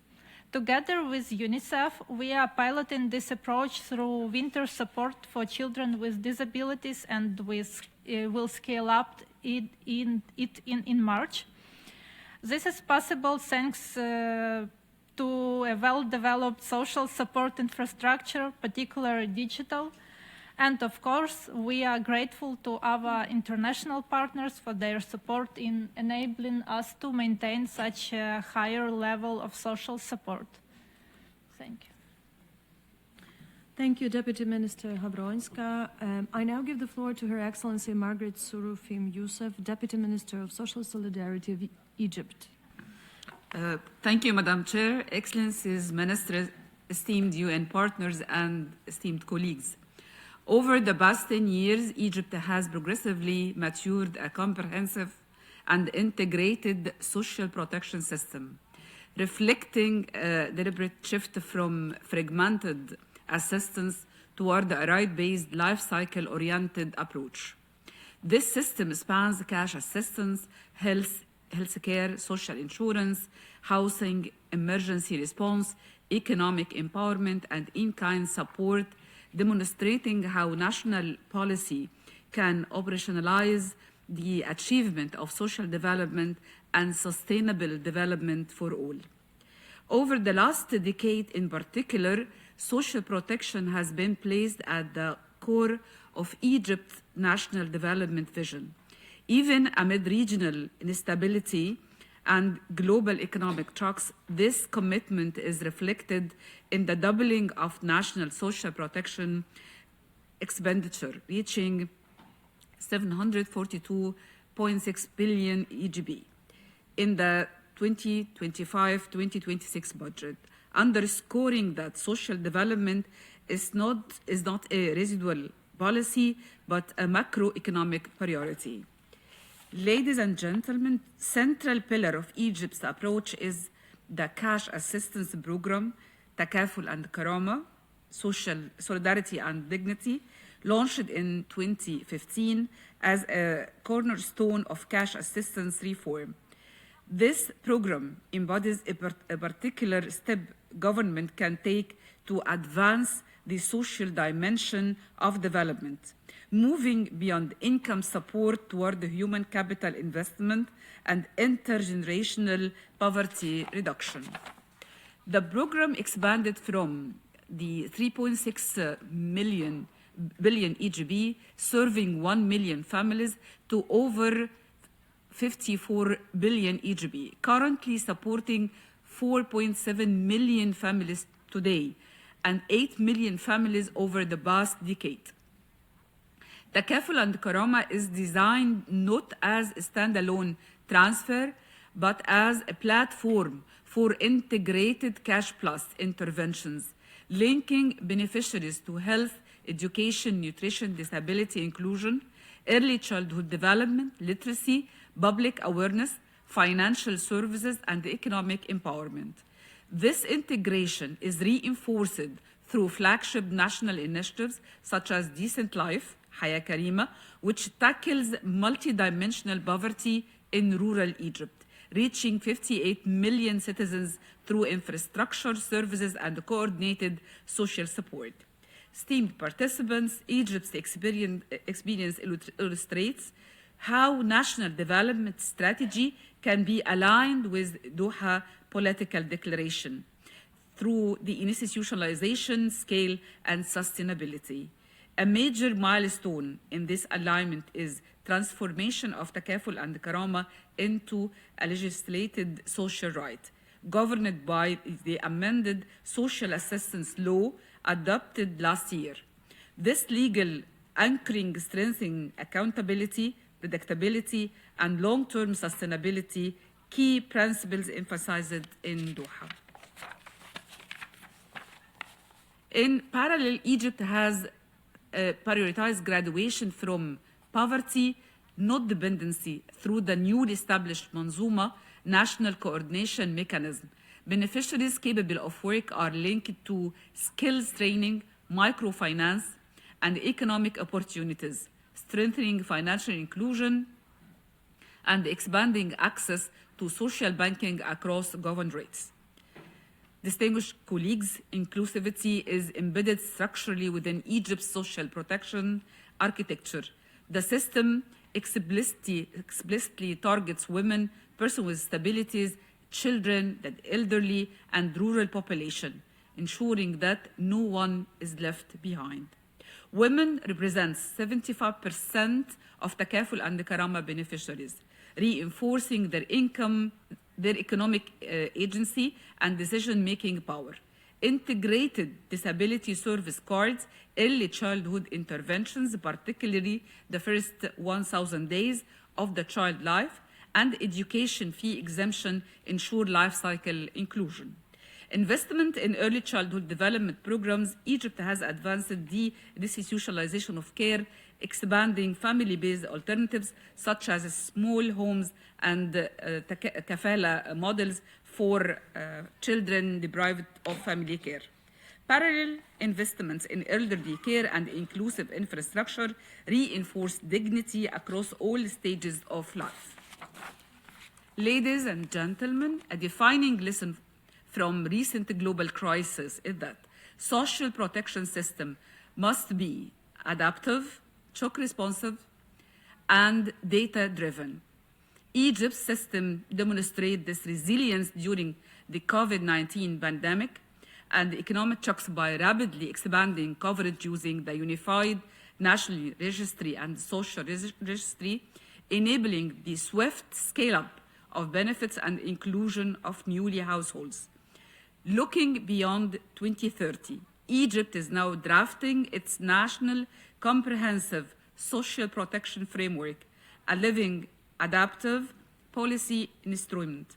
The framework is grounded in a human-centered approach and designed to expand universal and life-scale-based protection, leverage social protection for inclusion and opportunity, build risk-informed and resilient systems, harness governance, data, and digital integration, ensure financial and institutional sustainability.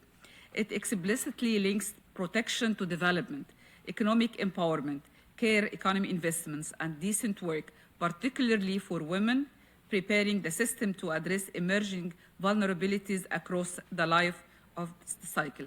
Thank you so much. I thank the Deputy Minister of Social Solidarity of Egypt, particularly for providing Egypt's advancement in social protection. And I would kindly ask you to answer the following question. Given global and regional uncertainties affecting Egypt's economic outlook, how is the government adapting its social protection strategies to shield vulnerable groups from economic shocks while still pursuing ambitious development goals? Thank you. Based on what I mentioned now, the main factor is the conditional and unconditional cash assistance, and it has to be very comprehensive. So it links with health, education, nutrition, food security. So it's very comprehensive. And also one of the very important component is giving the financial assistance for productions, because the poor people and the people who need for assistance, they do have skills and they do have the ability to be productive. So we already have many examples. One of them is we already initiated a very important initiative called the Cultivate Initiative, or ISRA in Arabic. So Cultivate Initiative is giving the financial support for small farmers to in the agricultural supplies to be able to cultivate one of the very important crops, which is wheat. So and by the way, the ones we helped them among the small farmers, they were from the people from Takaful and Karama. So giving the financial support to have the high productions and the high productivity and increase the manpower in sectors like agriculture, it's one of the very important factor for social protection. Third, enhance social security and the human security through the following components. Focus on the family, as the family is the nucleus of the social security and social cohesion. Also increasing the available economic opportunities, at the same time enhance the people's skills and qualification. Thirdly, enhancing and deepening the partnership with the civil society, organizations and private sector. Also encourage the different opportunities at the society level. Thank you. Thank you very much, Deputy Minister Youssef. I would like to invite delegations wishing to make comments and pose questions to our distinguished panelists to press the microphone button. And I now open the floor for comments and questions to our distinguished panelists. I now give the floor to Deputy Minister of Family, Labor and Social Policy of Poland. Distinguished Madam Chair, distinguished panelists, first of all, I would like to thank Ilona Hawrońska for presenting the unique experience of achieving social goals in time of war and unprecedented and unjustified aggression. Poland strongly supported Ukrainian nation becoming a safe home for millions Ukrainian citizens forced to escape from their country because of bombardments and risk to their lives. We offered them access to labor markets, social service, education and healthcare. Because for us, Poles, it was clear that if our neighbor is invaded, we should help, and it was for us obvious.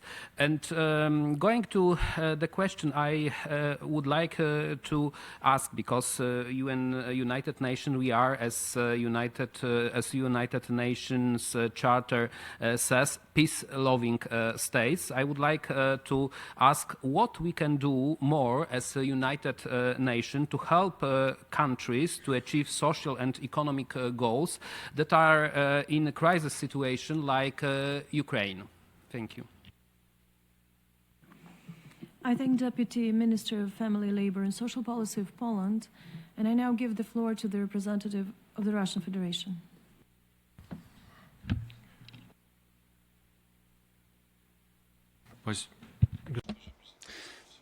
Madam Chair, thank you for giving me the floor.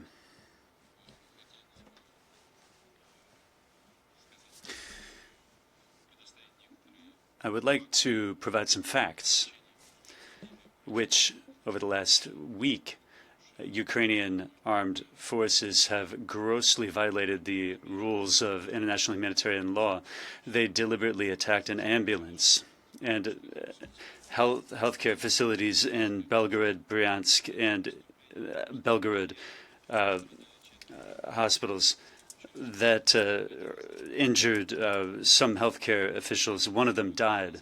There were attacks on the civilian sector. They killed a 6-year-old boy and traumatized and injured 4 children as well. Such attacks have been inflicted on residential homes and electrical distribution systems, healthcare institutions, educational institutions, and civilian enterprises as well. Civilian ships.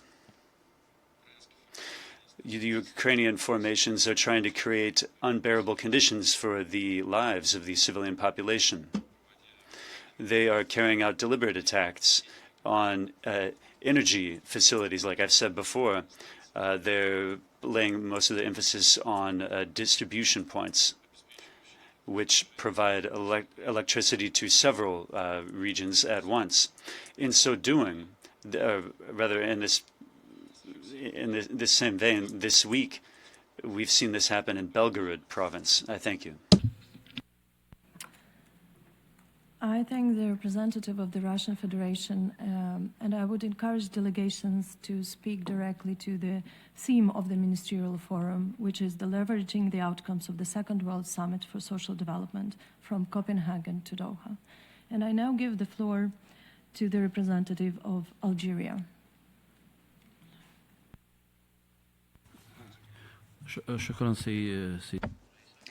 Thank you, Madam Chair. Like other countries, my country is facing various challenges and is endeavoring to achieve sustainable development. We are working to implement a three-pillar vision, that is eradicating poverty, full and productive employment, and social inclusion. These are top priorities, and national policies and programs are designed as such. In terms of social expenditure in my country, we have witnessed an increase, and this shows our commitment to people's welfare. A maximum budget in 2026 was allocated, targeting namely social dimensions. About $135 billion were targeted to social transfers, especially in education, healthcare, and housing. There were also direct transfers for beneficiaries. My country is the biggest African country and third Arab economy. We have seen progress in terms of human development. We've invested greatly in infrastructure, and we continue to implement social policies that are targeted. They allowed to reduce poverty and improve social indexes as well as development. The public programs are a way to prevent poverty.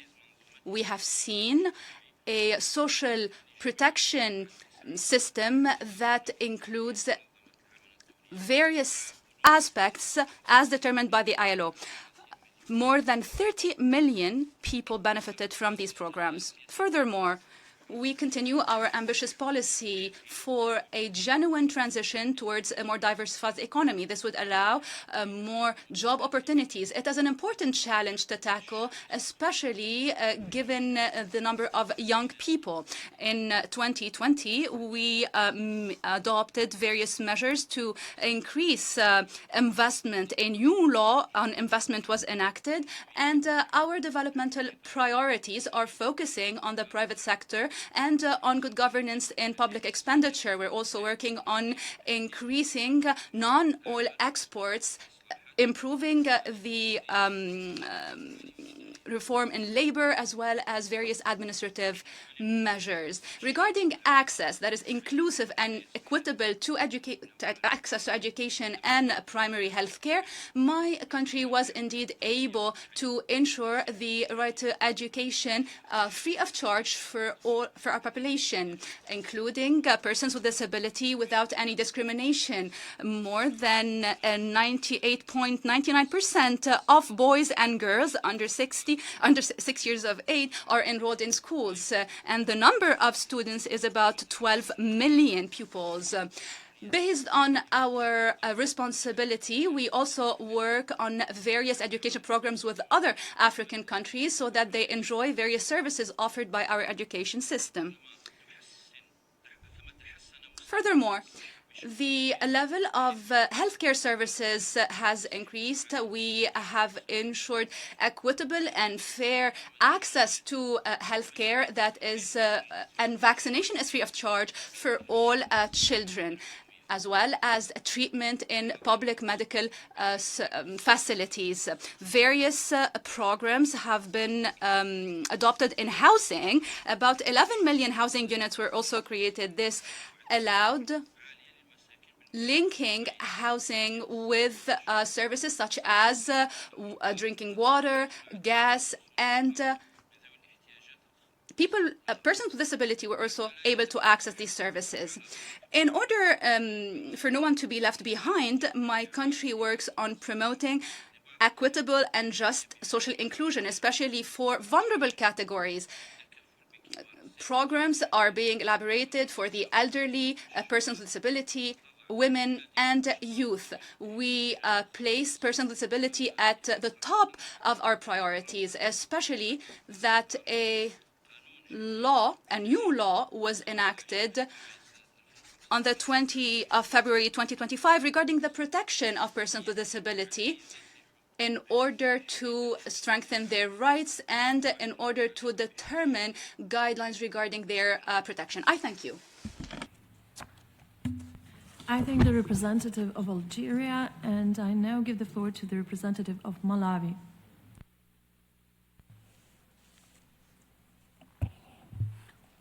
Thank you very much, Madam Chair. Most especially for giving Malawi this opportunity to share our experiences with member states present here this morning. Madam Chair, ladies and gentlemen, the road from Copenhagen to Doha and beyond has been an exciting journey for Malawi. Along it, there have been a lot of experiences. Exciting experiences, but also challenging experiences as the country looks at uplifting the most vulnerable people within its communities. Our focus, Chair, has mostly been using social protection as a foundation for jobs, inclusion, and resilience. Under the Malawi Agenda 2063, we no longer see social protection only in support of times of crisis, but it is a way to help the most vulnerable people attain better and more secure livelihoods, especially the youth, women, children, and people with disabilities. We are working not to leave anyone behind. This approach, Chair, is making a difference to some parts of our communities. Even with limited resources and frequent climate shocks, social protection programs in Malawi have helped the most vulnerable families to cope during difficult times, improve access to basic services, and recover more quickly after shocks. When linked to skills development and labor-intensive programs, these interventions also open pathways into productive work and help into greater resilience. At a time like this, Chair, we remain honest about the challenges that we face. Financing has remained tight and the biggest of challenges amid dwindling support from partners, the local and international, but also government itself having challenges. It is a challenging experience that we have come across. And in this regard, we ask member countries on the best way to partner, especially as resources are dwindling around the corners that exist in this world. Chair, we are also looking ahead on our priorities as we are strengthening shock-responsive systems, improving targeting and delivery through digital solutions, and working to better link social protection with employment and economic programs. Beyond 2030, our goal is simple: to build an inclusive and resilient systems that work for everyone.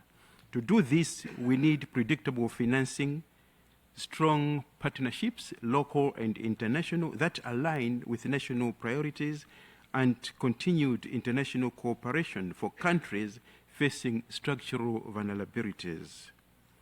We thank partners that we've been working with to uplift the most vulnerable poor in Malawi, both local and international, and we continue to seek more partnerships, more stronger partnerships. Chairperson, social development is not optional for Malawi. It is essential. Malawi stands ready, therefore, to work with partners to turn global commitments into real change for people with the most vulnerable lives on earth. The challenges exist, and we share and extend our hand as we search for coordinated solutions to these very challenging experiences that we have and those we continue to see in other parts of the world. Thank you, Chair, for everybody's attention. Thank you. I thank the representative of Malawi, and I now give the floor to the representative of the European Union. Thank you, Madam Chair, and I would also like to thank Minister Havrońska for presenting the challenges of striving for social development and social justice, while at the same time facing the Russian war of aggression against Ukraine. It depicted well what we meant when we agreed at the Doha Political Declaration that social development and social justice cannot be attained in the absence of peace and security, or in the absence of all human rights and fundamental freedoms. The Doha Political Declaration, underpinned by the Sevilla Commitment, forms the basis of a renewed global social contract grounded in solidarity, in international cooperation, in human and labor rights, and in social justice. And I would like to ask a general question to all panelists on what, in your opinion, are the main obstacles in realizing social justice nowadays? Thank you. Thank you to the representative of the European Union. I now give the floor to the representative of Children and Youth International.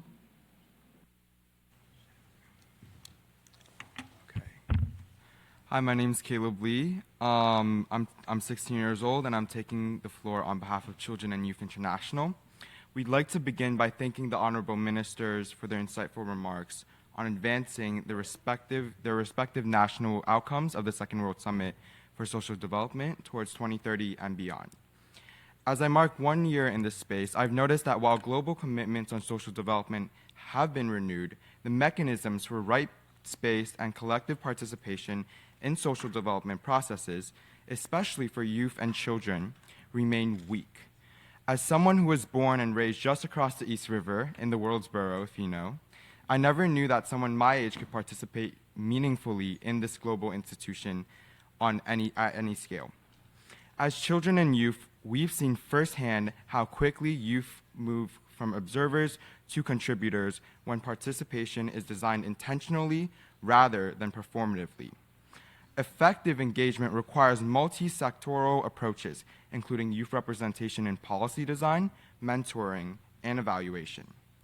But young people are having to carve out these spaces themselves, from the efforts of youth constituencies who convene the WSSD2 Youth Working Group to enable meaningful engagement of young people and youth-led organizations in the social summit process, and to support our engagement here at CSocD itself through to local youth-led initiatives, such as the Youth Publications and Socioeconomic Forum's City Youth Network model that I built, that connected schools, governments, and society, and civil society, and the private sector throughout New York City. With that, we'd like to pose 2 questions for the distinguished panelists. Firstly, what steps are being taken to engage young people and youth-led organizations in the follow-up of the Doha Political Declaration and other WSSD2 outcomes, especially when it comes to oversight and accountability? And 2, what steps are being taken to ensure that the needs and capacities of young people in all their diversity are addressed in national policies, including as both partners and beneficiaries of social development? From Copenhagen to Doha and now towards 2030 and beyond, youth are consistently named as stakeholders. Yet in practice, rights-based and meaningful participation, especially for those under 18 like me, is still being treated as optimal rather than structural. If social development is about people's lived experiences, then young people must help shape them. Not someday, not in the future, but now. Thank you, Madam Chair. I thank the representative of Children and Youth International, and I now give the floor to Asia Pacific, representative of the Asia Pacific Resource and Research Center for Women. Thank you, Madam Chair. I represent the Asian Pacific Resource and Research Center for Women, ARROW, and the NGO Committee for Social Development. Our question is, how can civil society support member states and the UN establish a regular multi-stakeholder review process for the Doha Political Declaration and the Copenhagen Declaration, especially to ensure full and meaningful participation of civil society organizations in decision-making at all levels, ensuring implementation and accountability while we are at this process? Could you kindly share your recommendations in regards to this? Thank you.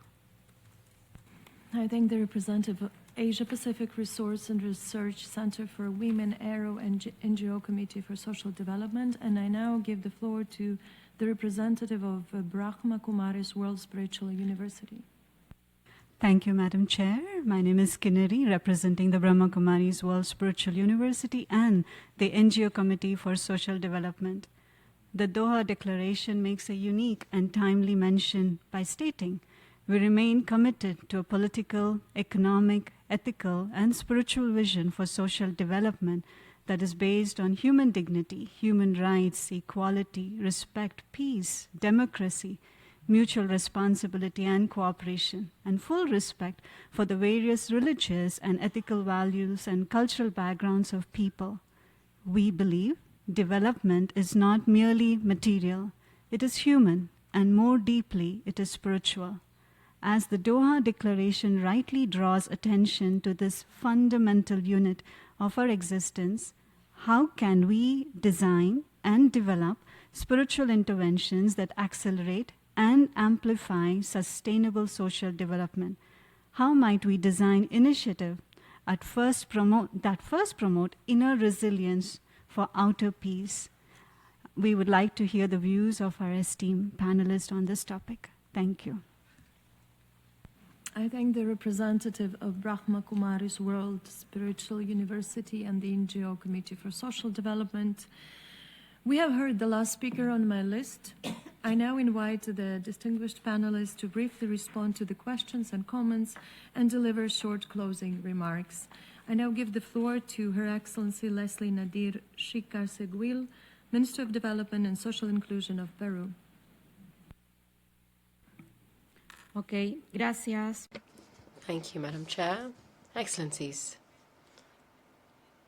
Peru currently has a transitional government, and we have the responsibility to lay the foundations for the necessary reforms that are required by our various social interventions. Firstly, we are adopting the first historic policy in early childhood development. We have a school meals program. Also, we are promoting entrepreneurship throughout the life cycle, including women at the gestation period,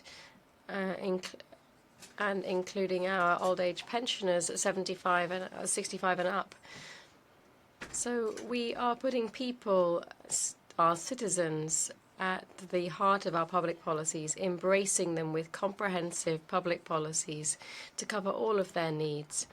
It's also important to highlight what's been said by delegates here, specifically referring to the fact that young people should change from being mere observers and become true contributors to development. That was an important thought that was shared. We also need to act with responsibility. Responsibility is a two-way path. That is why we have a adolescent life program in Peru. It means we're working with young people so that they can establish a path for their own development, be it through a technical career or going through university, to adapt to what Peru and the world needs today, that is, new skills. In addition, for young people, we need not only to think about the future, but rather to invest today in our present. So, as we say, we need to ensure less assistance, but more opportunities, more progress for development with social inclusion. Thank you very much. I thank the Minister of Development and Social Inclusion of Peru. And I now give the floor to the Deputy Minister, to Her Excellency Ilona Havronska, Deputy Minister of Social Policy, Family and Unity for European Integration of Ukraine. Thank you. The well-being and dignity of every Ukrainian, regardless of their location, is important to us. Therefore, I sincerely thanks to the honorable representatives of Poland and EU for their support. Our partnership is very valuable for our country. Speaking about obstacles to social justice from Ukrainians' experience, the worst are the dangerous obstacles to realize social justice. And speaking about how we can help governments, countries can be supported in wartime through close cooperation with their governments. The example of Ukraine shows that even during a war of aggression, the government is able to remain capable and help direct aid from partners to citizens where it's really needed. Ukraine takes care of our people on our territory in Zaporizhia and Kherson regions, and we will do this. I would like to emphasize how important mental health is for people's well-being around the world in today's circumstances, and that we as an international community must take care of it. I would also like to note how important it is for mental health to provide people with reliable and unbiased information. Reliable information is the key to individuals' mental integrity and well-being. The deception is a similarly deadly weapon used by Russia, just as they employ hundreds of strike drones and dozens of cruise and ballistic missiles. It is also not true that in their statement they cite unemployment numbers far below the natural rate, which either reflects deceptive statistics or a severe internal crisis. I can only repeat my statement. When one party fails to uphold its commitments, the others must make multiple efforts. I thank all our partners who uphold the common values of the Copenhagen Declaration and who are willing to share the experience of a nation. Thank you. I thank the Deputy Minister of Social Policy, Family and Unity for European Integration of Ukraine, and I now give the floor to Her Excellency Margaret Saroufi Yousaf, Deputy Minister of Social Solidarity of Egypt. Thank you, Madam Chair. I do have a few answers for the list of questions, including that I think we need to have a sufficient and fair, accurate data and not biased. This is very important to be a base for social justice. And so also deal with the development as a one package, so not dealing with the development fields from a silos point of view. Thirdly, that's enhance the synergy and the complementarity among the different components of development. Fourth, and this is very important, to have a political will and commitment, especially for a field like the human development capital, youth engagement, and we have to start with the early childhood and most importantly, deal with the family as a focus of the society cohesion. The last word is from the foundational commitment of Copenhagen to the renewed momentum of Doha. Egypt experience demonstrates how vision can be translated into policy, policy into institutions, institutions into measurable social outcomes. Through legislated social assistance, integrated cash plus model, rural transformation, digital system, and forward-looking national frameworks, Egypt is strengthening its social contract and building a resilient model for human capital investment. We remain committed to advancing a social protection system that is adaptive, inclusive, and firmly rooted in solidarity and dignity for all Egyptians today and beyond 2030. Thank you. I thank the Deputy Minister of Social Solidarity of Egypt for her intervention. We have reached the end of a high-level ministerial forum. Thank you very much for the rich exchange of views. Today we had an opportunity to learn and discuss about national actions and policies that contribute to translating the vision and commitments of the 1995 Copenhagen Declaration and Programme of Action and the 2025 Doha Political Declaration into reality. We heard about promising policies in Peru, Ukraine, and Egypt.